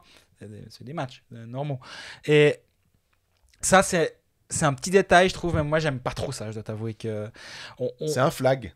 On l'avait vu aussi qu'en début de saison, il jouait ses 19 minutes, mais ça l'empêchait pas de marquer son point par match. Il faut avoir plus. Qu'il a même fait être meilleur compteur de la ligue à un certain moment. Il avait fait un match à 4 points contre Ambry. Il a pas eu besoin de jouer 24 minutes ce soir-là. Il avait fait 19 minutes 30. Et là, ce petit glissement-là, il m'embête un peu. Mais on a l'impression que est-ce que c'est un move de... c'est pas de panique, mais l'entraîneur se dit il faut quand même que j'utilise, si je veux avoir une chance, et on prend le match contre Fribourg où ils perdent 5-2, mais ils encaissent dans la cage vide les 2 derniers, ils passent pas loin. Ils sont vraiment pas ridicules du tout. Vraiment. Et je peux comprendre que dans un match comme ça, si tu sens que tu as une chance, tu vas te mettre les meilleures chances de ton côté. Et tu sors ton gardien, donc tu vas mettre peut-être pas tes 6 étrangers, mais peut-être que oui, justement, et que bah voilà, ça augmente mécaniquement le temps de jeu de tes imports. Mais ça va être problématique. On l'avait dit l'année passée, on le redit cette année, et de toute façon, ceux qui nous écoutent connaissent bien le hockey et savent que les mois clés, c'est novembre-décembre. Quand il y a ces pauses internationales, puis que tout d'un coup ça revient, puis qu'il y a une pellée de matchs à jouer de suite, et puis qu'après on arrive, puis on a fait 30 matchs, puis finalement tu as fait plus de la moitié du championnat. Puis c'est à peine à Noël. Ouais. Et voilà. Et là, c'est ce moment-là où tu vois en général que c'est plus difficile pour certains clubs et que tu peux être fatigué. Et que tu dois produire à chaque sortie. En plus, en Ajo, il y a la Saint-Martin qui tombe. Alors pendant la pause, mais s'ils sont remplis de cochons pendant 2 semaines. En plus, il y a leur Vira derrière. Alors, non, mais là, ça va être fini. Hein. Ça fait 3 semaines que Geoffrey nous parle de la Saint-Martin sur le plateau. C'est là que tu vois que c'est important. Tu sens que c'est en train de monter en tension dans le Jura, cette histoire. Salutations d'ailleurs. Ça monte en Geoffrey, puissance. faut prendre le cochon l'un après l'autre. Hein, parce que tu dois te le farcir, le truc. Tu prends cochon après cochon.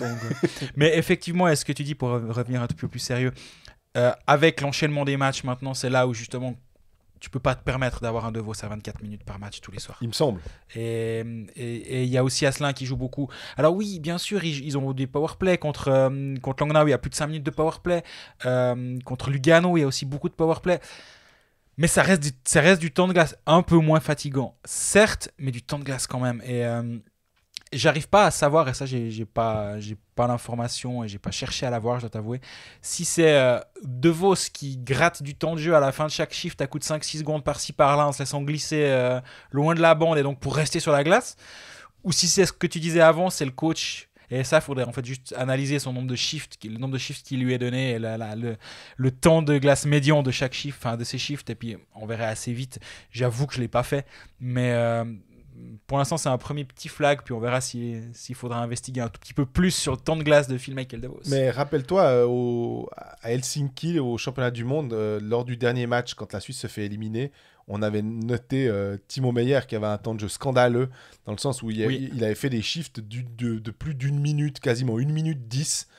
Et tu sais que pour un attaquant, c'est intenable. Même pour un attaquant NHL aussi bon que Timo Meyer, il donnait pas des minutes, il donnait pas des chiffres forcément de grande qualité parce qu'il tirait trop sur la corde. Donc j'aime bien regarder les shifts. J'ai vu, je crois que c'est Dalbec qui est, pour un défenseur, il a que 42 secondes. Alors il joue pas le powerplay, ça peut fausser, hein, on est bien d'accord.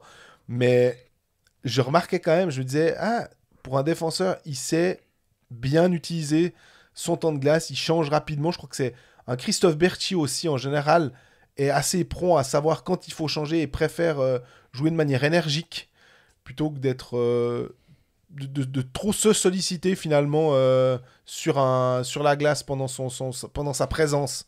Et que ça c'est important, mais on savait que historiquement à Porrentruy, De Vos aimait bien des fois tricher un petit peu en disant le puck revient vers moi, j'étais en train de sortir, non, je peux peut-être aller encore vite créer quelque chose.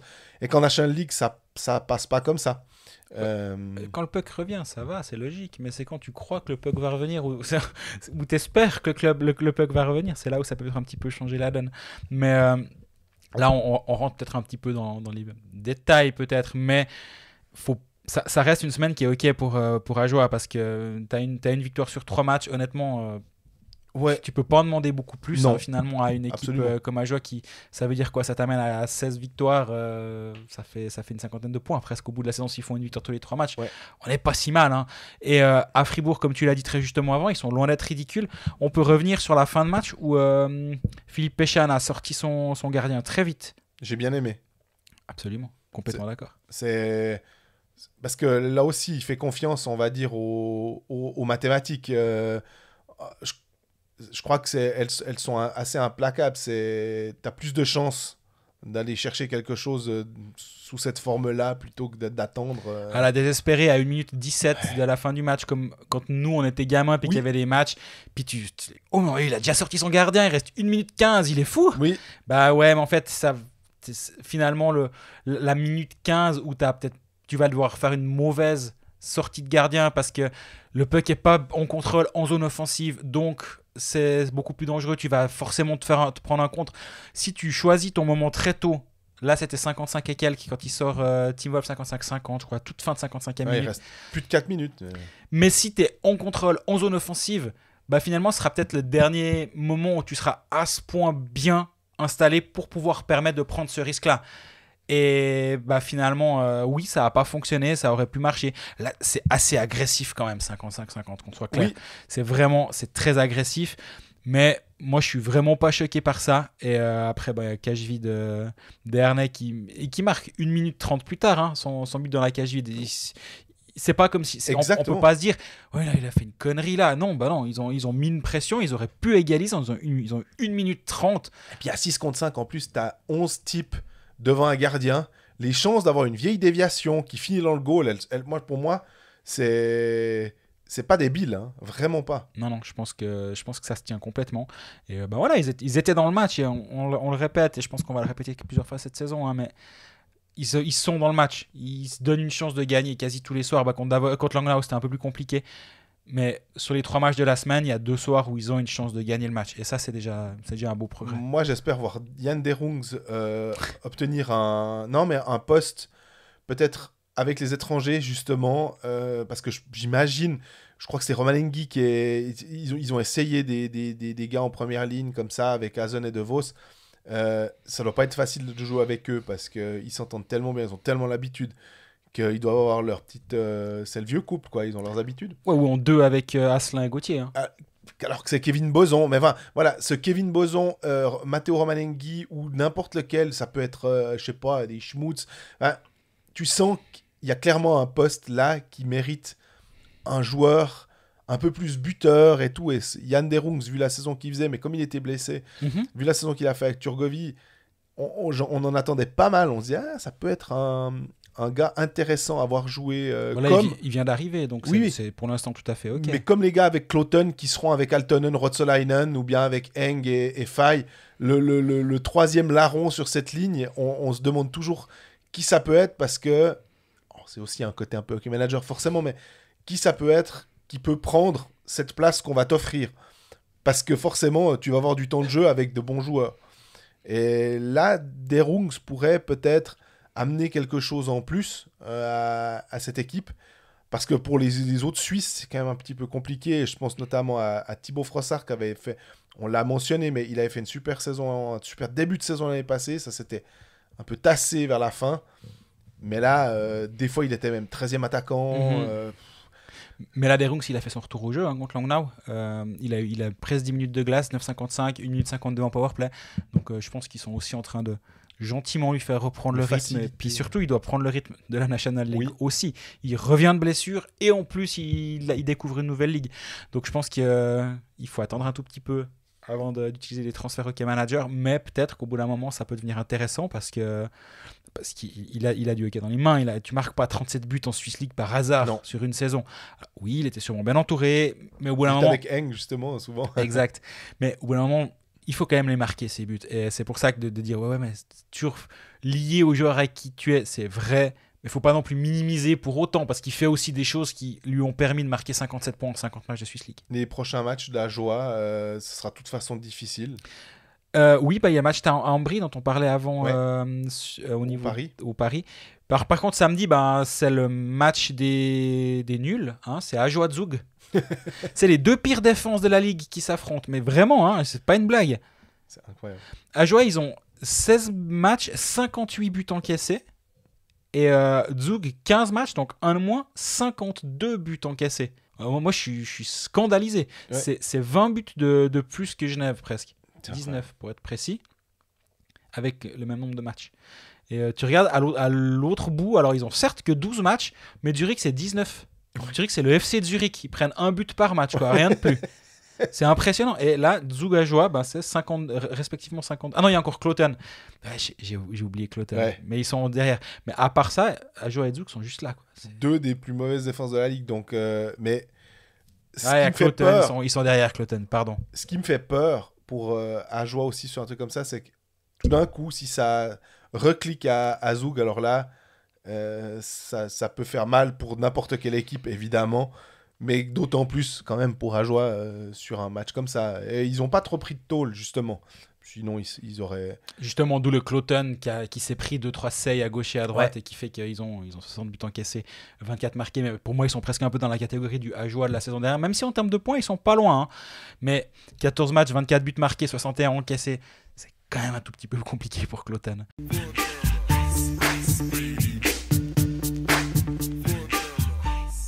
Alors on passe au Lausanne HC avec son nouvel attaquant Philippe Nantermo et Isabelle Moret en défense. Qu'est-ce que t'es bête. Christelle Lusier au but. Ah, t'es en forme là. Le PLRHC quoi.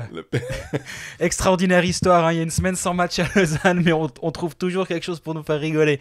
Pour ceux qui n'ont pas suivi, 24 heures a sorti une enquête vendredi dernier sur les financements du Parti libéral radical de Prilly et de son syndic Alain Giéron, donc PLR. Là, on part clairement dans un domaine qui n'est pas le nôtre, mais c'est pas grave. Et parmi les donateurs, il se trouve qu'il y a le Lausanne HC qui a donné un montant qui n'est pas exorbitant, 5 000 francs. Ça ne doit pas coûter. Hein. Si tu mets sur l'échelle le salaire de certains, ça va. C'est un shift de certains joueurs. Non, je rigole. Mais donne 5 000 francs. Il y a mes collègues qui m'ont dit on ne veut pas faire une reprise. Puis j'ai dit 5 000 francs. Je comprends pas. Il y a plein. On y revient. On va être chronologiquement. Deuxième suite, aujourd'hui, je pense qu'ils savaient que Colfax était enregistré ce matin, donc ils ont publié mercredi matin. Merci aux confrères de 24 heures, où on nous explique que, ils reçoivent de l'argent du PLR, mais surtout de la commune. Et donc, en fait, là, on se retrouve avec l'argent public qui est injecté dans un club et un club qui injecte de l'argent dans un parti politique. Et là, on commence à se dire, effectivement, c'est un petit peu limite cette histoire. Même si les sommes, tu disais, hein, mais à ce moment-là, le problème du parti politique, c'est soit tu donnes à tout le monde, soit tu donnes à aucun pour effectivement pas faire de jaloux, je vais dire, quand t'es un club, t'es populaire, puis t'as pas d'attache au niveau politique. Et en général, c'est pour ça que c'est personne. Enfin, tu donnes à personne plutôt que de commencer à donner à tout le monde. Et moi, c'est ça qui fait dire au Parti Socialiste, qui fait dire à un représentant du DC aussi, le centre peut-être la même chose, dire mais alors pourquoi pas nous finalement. Et c'est une question bête, basique, mais qui a tout son sens finalement dans cette situation là. Et ce qui est incroyable, c'est effectivement, tu dis, le club fait les titres de la presse pour un truc qui n'est pas sportif. Et au niveau sportif, il y a à dire.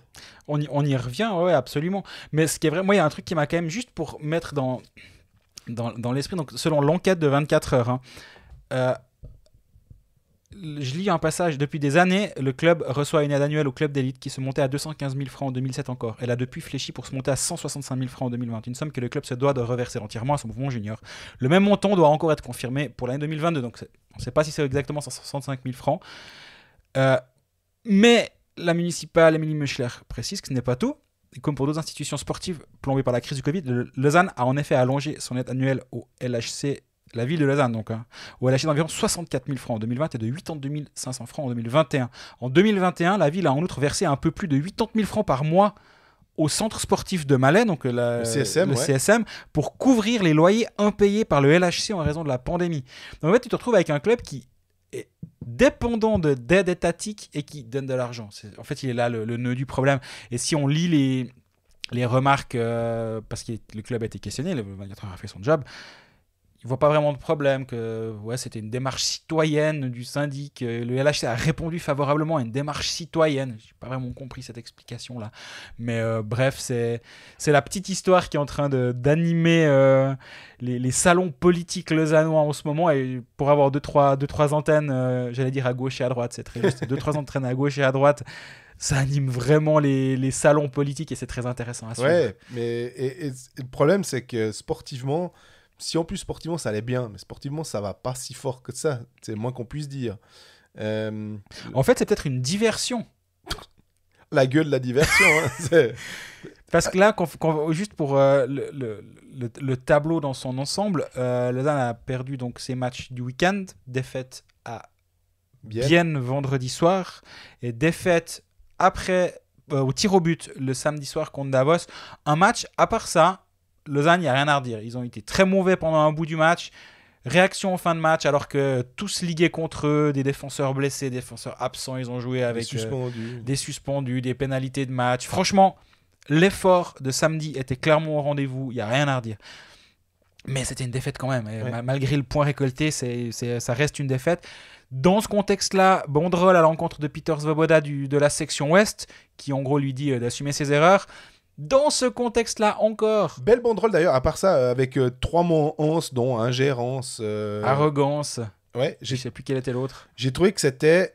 Elle était assez percutante dans. Absolument. Dans le. Ah, les mots ont un sens, c'est quand ils sont bien utilisés. Et dans ce contexte-là, on se retrouve aussi avec une. J'allais dire le terme altercation, je vais évidemment pas le dire parce que c'est pas vrai. Une discussion visiblement. Animé au vu au sud de tout le monde parce que c'était en secteur VIP et il y a plusieurs personnes dans la patinoire et c'est pour ça moi je ne l'ai pas vu de mes propres yeux. D'ailleurs c'est aussi pour ça que j'ai pas mentionné les gens qui étaient impliqués dans mon article. D'autres l'ont fait, c'est sûrement qu'ils l'ont tout le monde m'a dit Peter Svoboda et Patrick Depreux se sont embrouillés. On m'a un peu expliqué aussi le contexte de gens qui étaient présents vers eux, mais moi, j'ai juste mis deux dirigeants du club. 24 heures les a nommés, donc c'est pour ça que je me permets de le faire aussi. Tu vois qu'en fait, à tous les étages, c'est en train un petit peu de se craqueler. Moi, j'ai l'impression que si on écoute Colfax, ça fait un petit moment qu'on dit que ça c'est un peu brinque-ballant, toute cette histoire.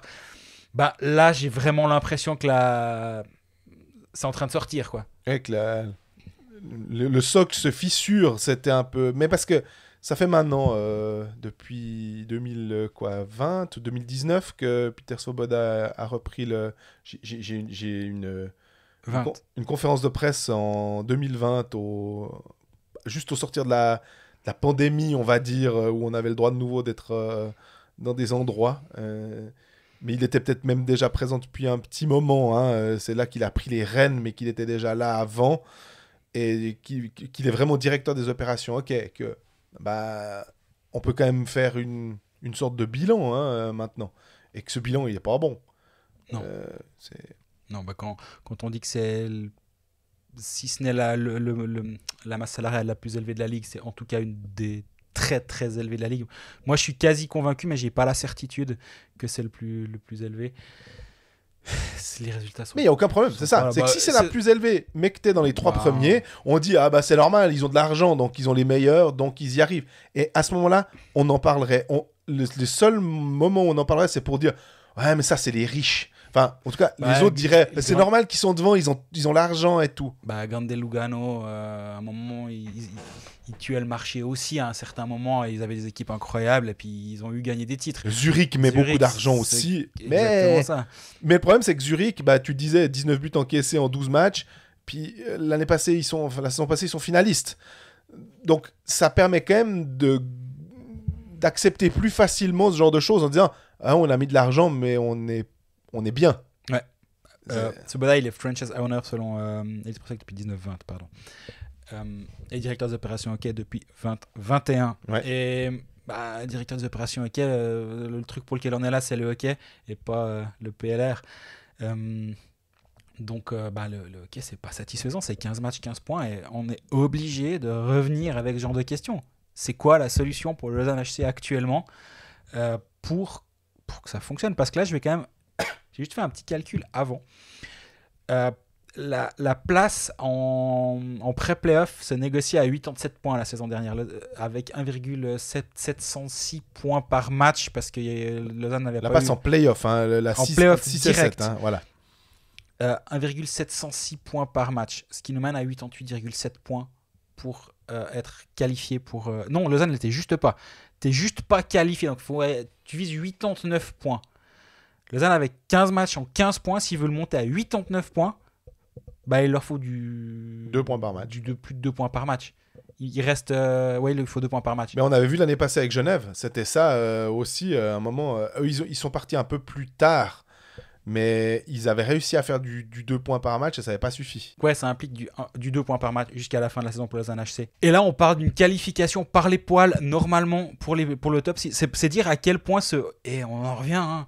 Les débuts de saison, c'est important. Parce que derrière, si tu fais du 1-7 points par match, tu remontes rien. Ceux qui ont 30 points, là, ils sont bien. Hein. Bah voilà. Et on en revient à chaque année là-dessus. Mais là, quand tu vois que Genève a 19 points d'avance sur Lausanne, c'est gigantesque. Et même finalement Zurich, ils ont tellement de matchs en moins qu'ils comptent même pas, mais Rapperswil qui est 5e à 11 points. Ouais. Et en fait, si tu vises ça, c'est bien joli, 11 points. Tu te dis, ouais, bon, mais ça va, 11 points. C'est 4 victoires et puis l'autre 4 défaites. Ouais, bah. C'est ça, mais le problème, c'est qu'entre deux, tu dois passer Langnau, Zug, Berne, Ambry et Zurich pour arriver à ton Rapperswil qui est 5e. Et toutes ces équipes vont pas perdre tous leurs matchs parce qu'en fait, les matchs, il y en a, ils vont les gagner. Et ça va être compliqué. Après, je pense que là, on réfléchit beaucoup trop loin et c'est ma faute. En fait, Lausanne doit juste commencer à se remettre un petit peu d'aplomb. Mais sur quoi se raccrocher? Alors, c'est ça, en fait. Il y a se raccrocher sur l'effort du 3e tiers contre Davos. D'accord, très bien. Mais est-ce que tu peux baser une remontée juste sur un effort? L'effort, ça fait plaisir à tout le monde, ça fait plaisir au public. Sursaut d'orgueil, absolument. Sursaut d'orgueil, exactement. Mais tu vas pas baser... À un moment, il faut être... Pour la constance, c'est pas des sursauts, justement. Le principe même du sursaut d'orgueil, c'est que c'est instantané à un moment donné et que c'est pas quelque chose qui va rester sur la durée. Et donc, là, Lausanne... J'en parlais sur le 6-1 de Zug, je voyais pas un vrai fond de jeu. Je vois toujours, évidemment, pas un vrai fond de jeu en ce moment, parce que sinon, Lausanne ne perdrait pas ses matchs. Ouais. Ils en perdraient peut-être 1 ou 2, mais en tout cas, il y a 2-3 trucs où on dirait, ah ouais, non, mais là, ok, le powerplay marche très bien. Comme tu disais, Fribourg, qui des fois tenait grâce à un powerplay ou par la défense. La défense de Lausanne, qu'on a vantée en début de saison aussi, mais à raison, en voyant les noms. Mais Genadzi, j'ai l'impression, et Dieu sait qu'on aime Joël Genadzi, mais je trouve que c'est vraiment, vraiment très compliqué pour lui en ce moment. Je suis à me demander s'il ne fait pas la saison de trop. Alors, je viendrai à sa défense, c'est pas parce que c'est lui, vraiment pas, mais si on regarde la construction de l'équipe de Lausanne à la base et celle qui est actuellement sur la glace, la défense, elle n'a rien à voir. Ouais. Donc, Genadzi était peut-être pas censé avoir un rôle aussi important dans une défense et que si tu arrives en disant bon Genadzi c'est mon 5-6, il joue sur la 3e paire, il vient me dépanner sur le 2e powerplay avec Gernat sur le premier, ou si Glauser est là, même pas, ou tu joues avec 2 défenseurs, il est utile ton Joël Genadzi là. Tandis que quand il manque Gernat, Eldner, bah là c'est déjà un peu compliqué. Quand Glauser est toujours pas là, ça complique encore un petit peu la donne. Quand Frick se blesse un peu. Quand Frick sort pour blessure, bah, tu te retrouves avec Emerton, Virgil Thévaux, c'est pas une blague. Hein. Sidler, Jelovac, qui est le meilleur défenseur de Lausanne. Et Genadzi était au vestiaire. Enfin, c'est... Donc, oui, je suis d'accord, c'est difficile pour Genadzi, il fait pas une bonne saison, c'est compliqué. Mais c'est difficile pour Marty et c'est difficile pour Frick, en fait. C'est là que je voulais en venir. Moi, où j'allais en venir, c'était Marty, en fait. Marty, c'est vraiment... chaque fois qu'il est sur la S, mais je l'ai déjà dit une fois, il a l'exacte même phrase, chaque fois qu'il a le puck, c'est une aventure, quoi. Et c'est pas une belle aventure, des fois. Et... Bah, contre Bienne, quand il transmet quasiment le puck qu'a offert, je sais que tout va vite, c'est pas simple, mais là, en termes de choix de jeu, il a le temps de faire autre chose. Bah, t'as l'impression que ça va plus vite pour lui que pour les autres, ce qui est un petit peu un problème, parce que ça va pas vite comme ça quand c'est Glauser qui a le puck en zone défensive. Là, j'ai l'impression qu'il est constamment... Mais aussi, finalement, c'est une sorte de... J'ai l'impression de manque de confiance. Et quand on avait un Marty qui était en confiance, la seule saison où il a vraiment été en confiance, c'était sous McTavish. Et il était... Alors, il donnait pas un coup de patin de trop, dans le sens pas l'économie d'énergie, mais tout ce qu'il faisait, c'était dans un rayon d'action qui lui était donné. On a dit, ça tu fais, ça tu sais pas faire, ça c'est pas pour toi, ça c'est quelqu'un d'autre. Tu vas être dur, tu vas jouer solide défensivement, on te demande rien de plus. Et là, ça fonctionnait. Oui. J'étais même épaté. Moi, je m'attendais pas à ce qu'il puisse jouer à un tel niveau.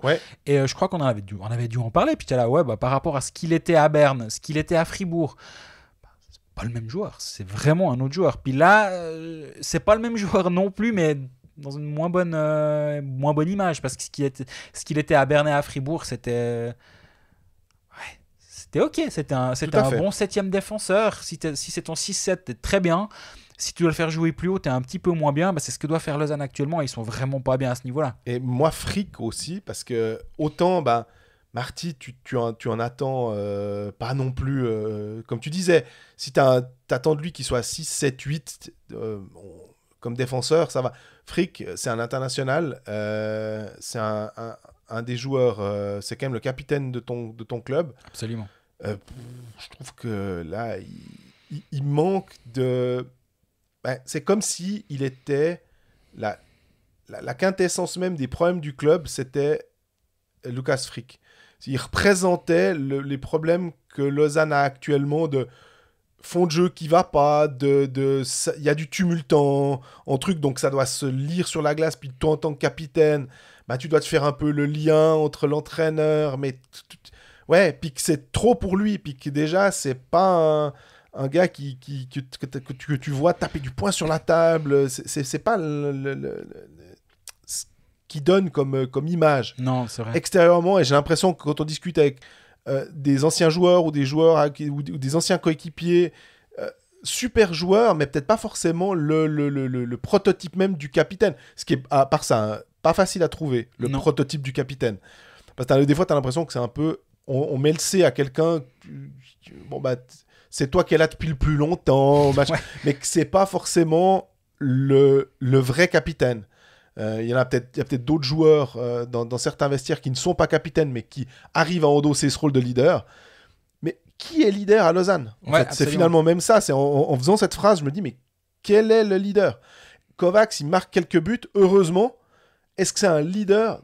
J'ai pas l'impression. Et puis, je crois que c'est... Est-ce que c'est Foust ou Svoboda qui disait « Oui, mais Raffel est blessé, puis c'est lui que j'avais engagé. » Je pense que c'était Svoboda. J'avais engagé. Ouais, mais bon, si t'en as qu'un, au bout d'un moment, on va pas aller loin. Non, si Tobias Stephan est un leader, mais qu'il est au fond du bac parce qu'il joue pas, parce qu'il fait pas des bons matchs. Si Genadzi est un leader, mais qu'il est au fond du bac parce qu'il fait pas des bons matchs, ouais, alors ça devient vraiment très, très compliqué de pouvoir identifier quelqu'un qui peut te sortir la tête de l'eau, quoi. Et le coach, ça doit pas être aussi un leader? Oui. Parce qu'il est très décrié, John Foust, actuellement. Mais alors, là aussi, si on voyait, on avait une bribe de quelque chose, tu te dis, non, l'exécution, dommage que l'exécution soit pas au rendez-vous. Mais l'exécution, à un moment, alors là, c'est clair que ça tourne. C'est comme, tu vas pas shooter toute ta saison à 3%. Normalement, à un moment, ça va finir par arriver. Si tu fais les choses justes, forcément, tu sais que ça vient en général. Le côté spirale infernale ou trou noir, si tu fais les choses correctement et que tu y crois, normalement, ça finit par tourner. Oui. Mais là, le problème, c'est qu'on n'a pas l'impression qu'il a trouvé... il a une ligne qui marche, je sais pas si mal que ça la saison passée. Est-ce que vraiment ça va bien? Je l'ai mentionné avant, Odette comme centre. Moi, je trouve que... Ouais. Si t'as vraiment de l'argent, si t'es un des clubs les plus riches de Suisse, il n'y a pas de problème. À ce moment-là, prends Granlund. Ouais. Non, mais à ce moment-là, prends les meilleurs. Prends les gars qu'on va te proposer qui seront vraiment chers, finalement. Puis tu dis, moi, alors tant pis, je dépense. Là aussi, je prends Texier, je prends Granlund, je prends machin, je prends tous les meilleurs. Ça marche pas, ok, parce que j'ai fait une équipe qu'avec des stars, et puis ça marche pas. Mais au moins, l'argent que j'ai essayé de mettre, tu dis, ouais, t'as vu combien il touchait, quoi. On rappelle quand même que, certes, la saison avec Malguin et Hudon a pas bien fonctionné en termes de résultats, parce que Lausanne a été éliminé en quart de finale. Oui, non, oui. En quart de finale par Zurich. Mais... Malguin, il vend des billets. Malguin, il électrise une patinoire. Il te donne envie de venir au match. Et ça rejoint complètement ce que tu es en train de dire. C'est que d'engager des joueurs qui sont ni dominants ni électrisants, en fait, c'est assez pauvre, du coup. Tandis que là, les noms que tu citais avant, au moins, tu dis, ouais, attendez, là, on a amené des champions du monde. On a Omar et Phil Poula. Vous n'avez pas gueulé, quoi. Et c'est vrai. Puis en même temps... S'ils avaient fait ça, puis que les résultats sont pas au rendez-vous, on dirait voilà, Lausanne, ils ont engagé toutes les stars, et puis on trouverait quelque chose à redire. Ça, je suis bien inquiet. On retrouve toujours quelque chose à redire. Mais dans les faits, ce qui a été tenté n'a pas fonctionné. Et finalement, la banderole de la section Ouest assume tes erreurs.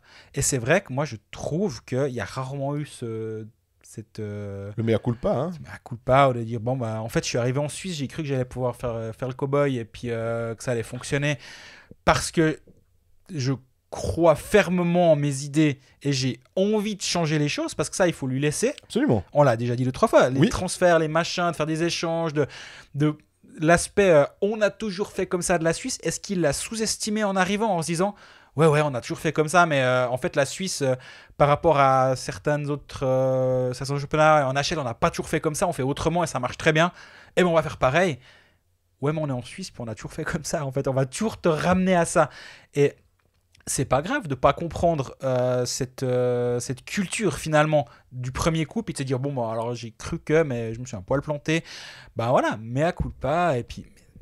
Mais moi, ce qui m'étonne. C'est pas vraiment arrivé, hein. Non, puis moi, ce qui m'étonne, c'est que c'est pas un Nord-Américain, c'est un Européen. Absolument. Donc, le Nord-Américain qui débarque avec ses grands sabots, on avait vu avec, c'était quoi, Gillis à Genève aussi, ça n'avait pas du tout marché non plus dans la discours, dans la communication.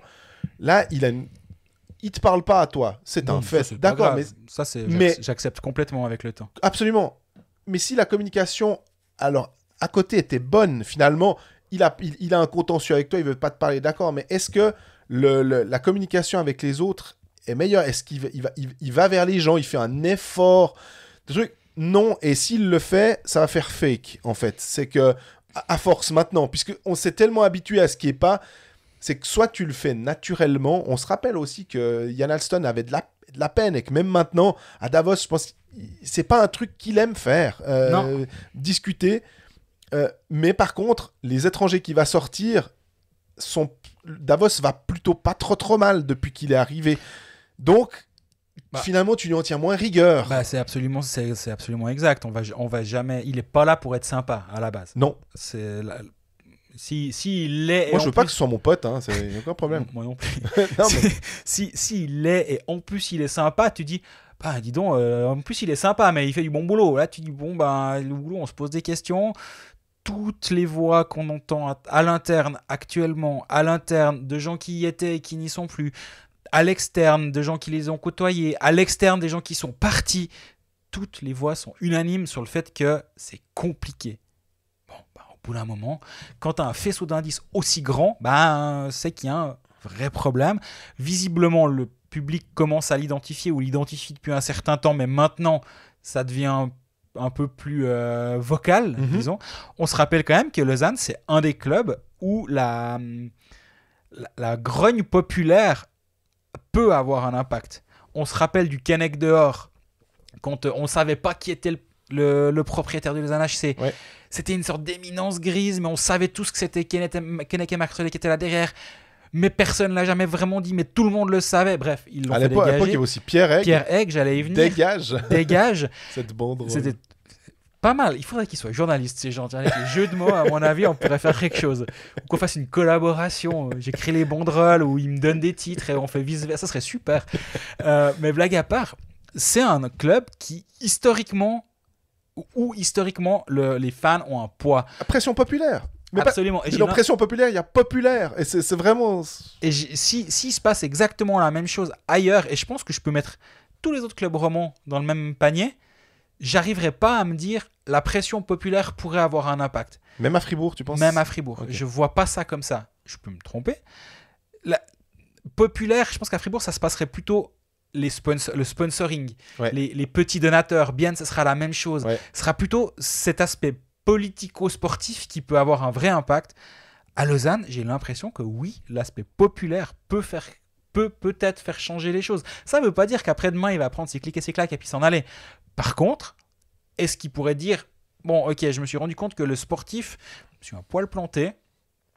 John, la double casquette, c'est faisable ailleurs. Christian Dubé le fait.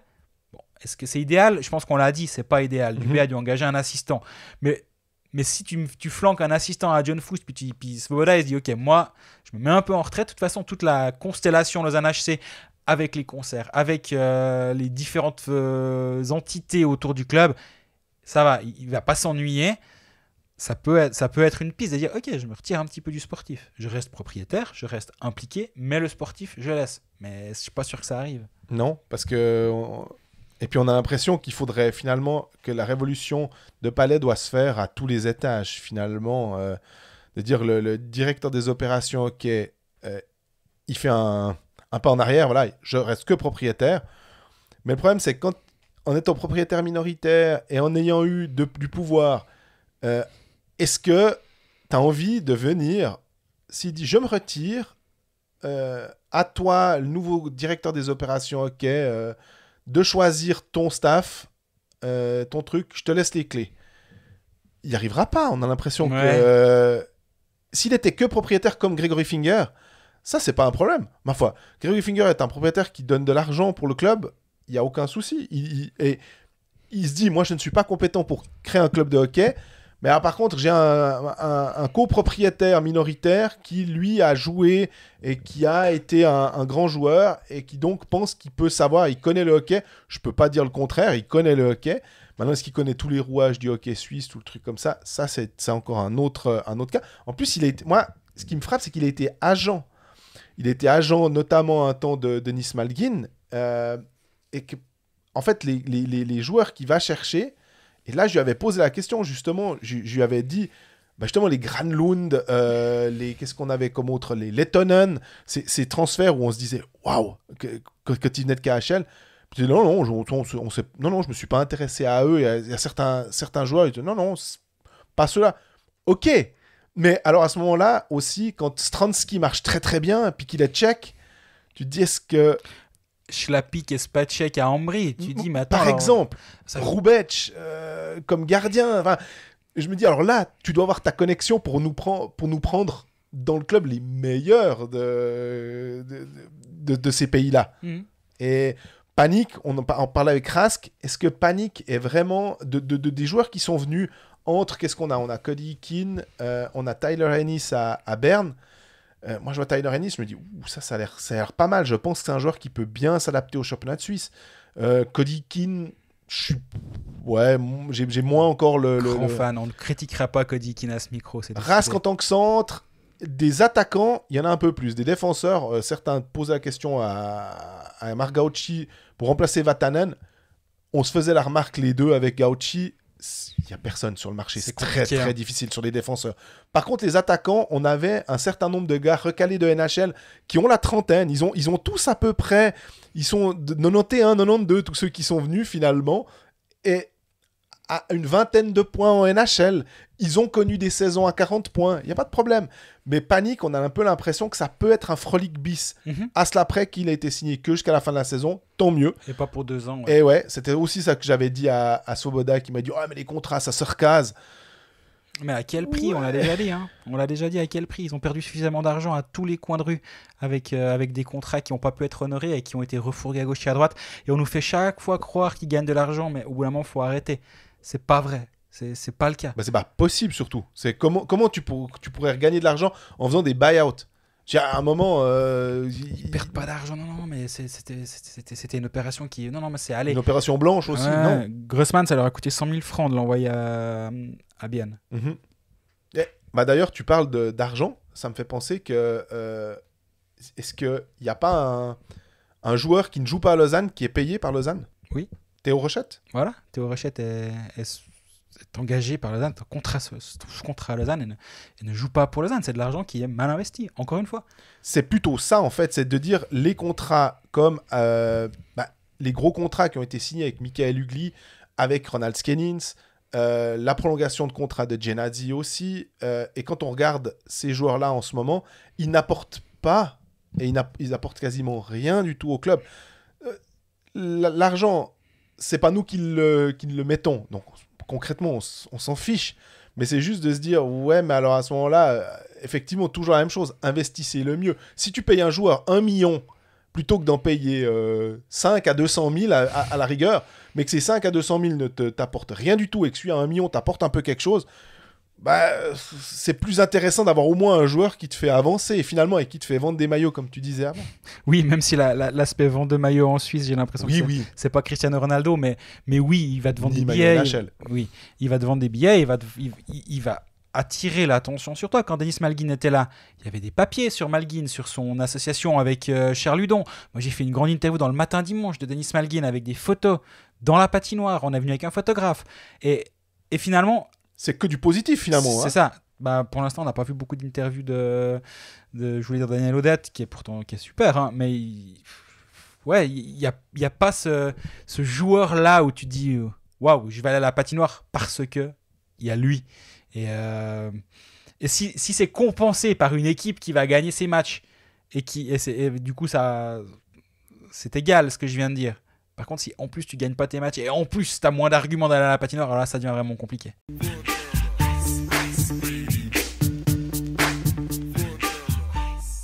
Ça devrait être la fin de l'épisode 10, mais non, c'est la fin de l'épisode 9. T'avais dit que t'arrêtais. On est au terme de cet épisode-là. On va essayer d'avoir une fois Sergei Ashvandan à l'interview pour parler hockey avec le PLR. Ah non, je confonds les choses, pardon. Non, on arrive à la fin de l'épisode 9. On est toujours très content de parler de hockey pendant des heures et des heures. Et on nous a demandé un épisode de 3 heures pour compenser celui de la semaine passée qui n'a pas eu lieu. Non, même nous, c'est un peu trop long. Mais par contre, on est très content d'être de retour. D'ici la semaine prochaine, n'hésitez pas à poser toutes vos questions sur nos différents canaux. Ça me fait penser d'ailleurs qu'il y avait 2-3 questions sur Lausanne et on a oublié parce qu'on est parti, j'ai oublié de les traiter. J'avais dit à quelqu'un, oui, on va en parler. Je pense qu'on a touché du doigt certains trucs, mais on le fera mieux la semaine prochaine. Parfait. D'ici la semaine prochaine, n'hésitez pas à vous abonner, à mettre la petite clochette, comme tu dis, à Spotify pour avoir. C'est toi qui dis la clochette. Oui, pour avoir l'épisode qui arrive à 17h pile en théorie, mais au cas où il y a une surprise une fois, il sera, et la clochette vous l'informera, l'abonnement. Sinon, YouTube, SoundCloud, Apple Podcast, etc. Les réseaux sociaux, les habituels, Twitter, Facebook, Instagram, TikTok. Qu'est-ce que t'as fait encore? Bref. Snapchat. Et d'ici la semaine prochaine, portez-vous bien, profitez bien des matchs et à bientôt. À bientôt.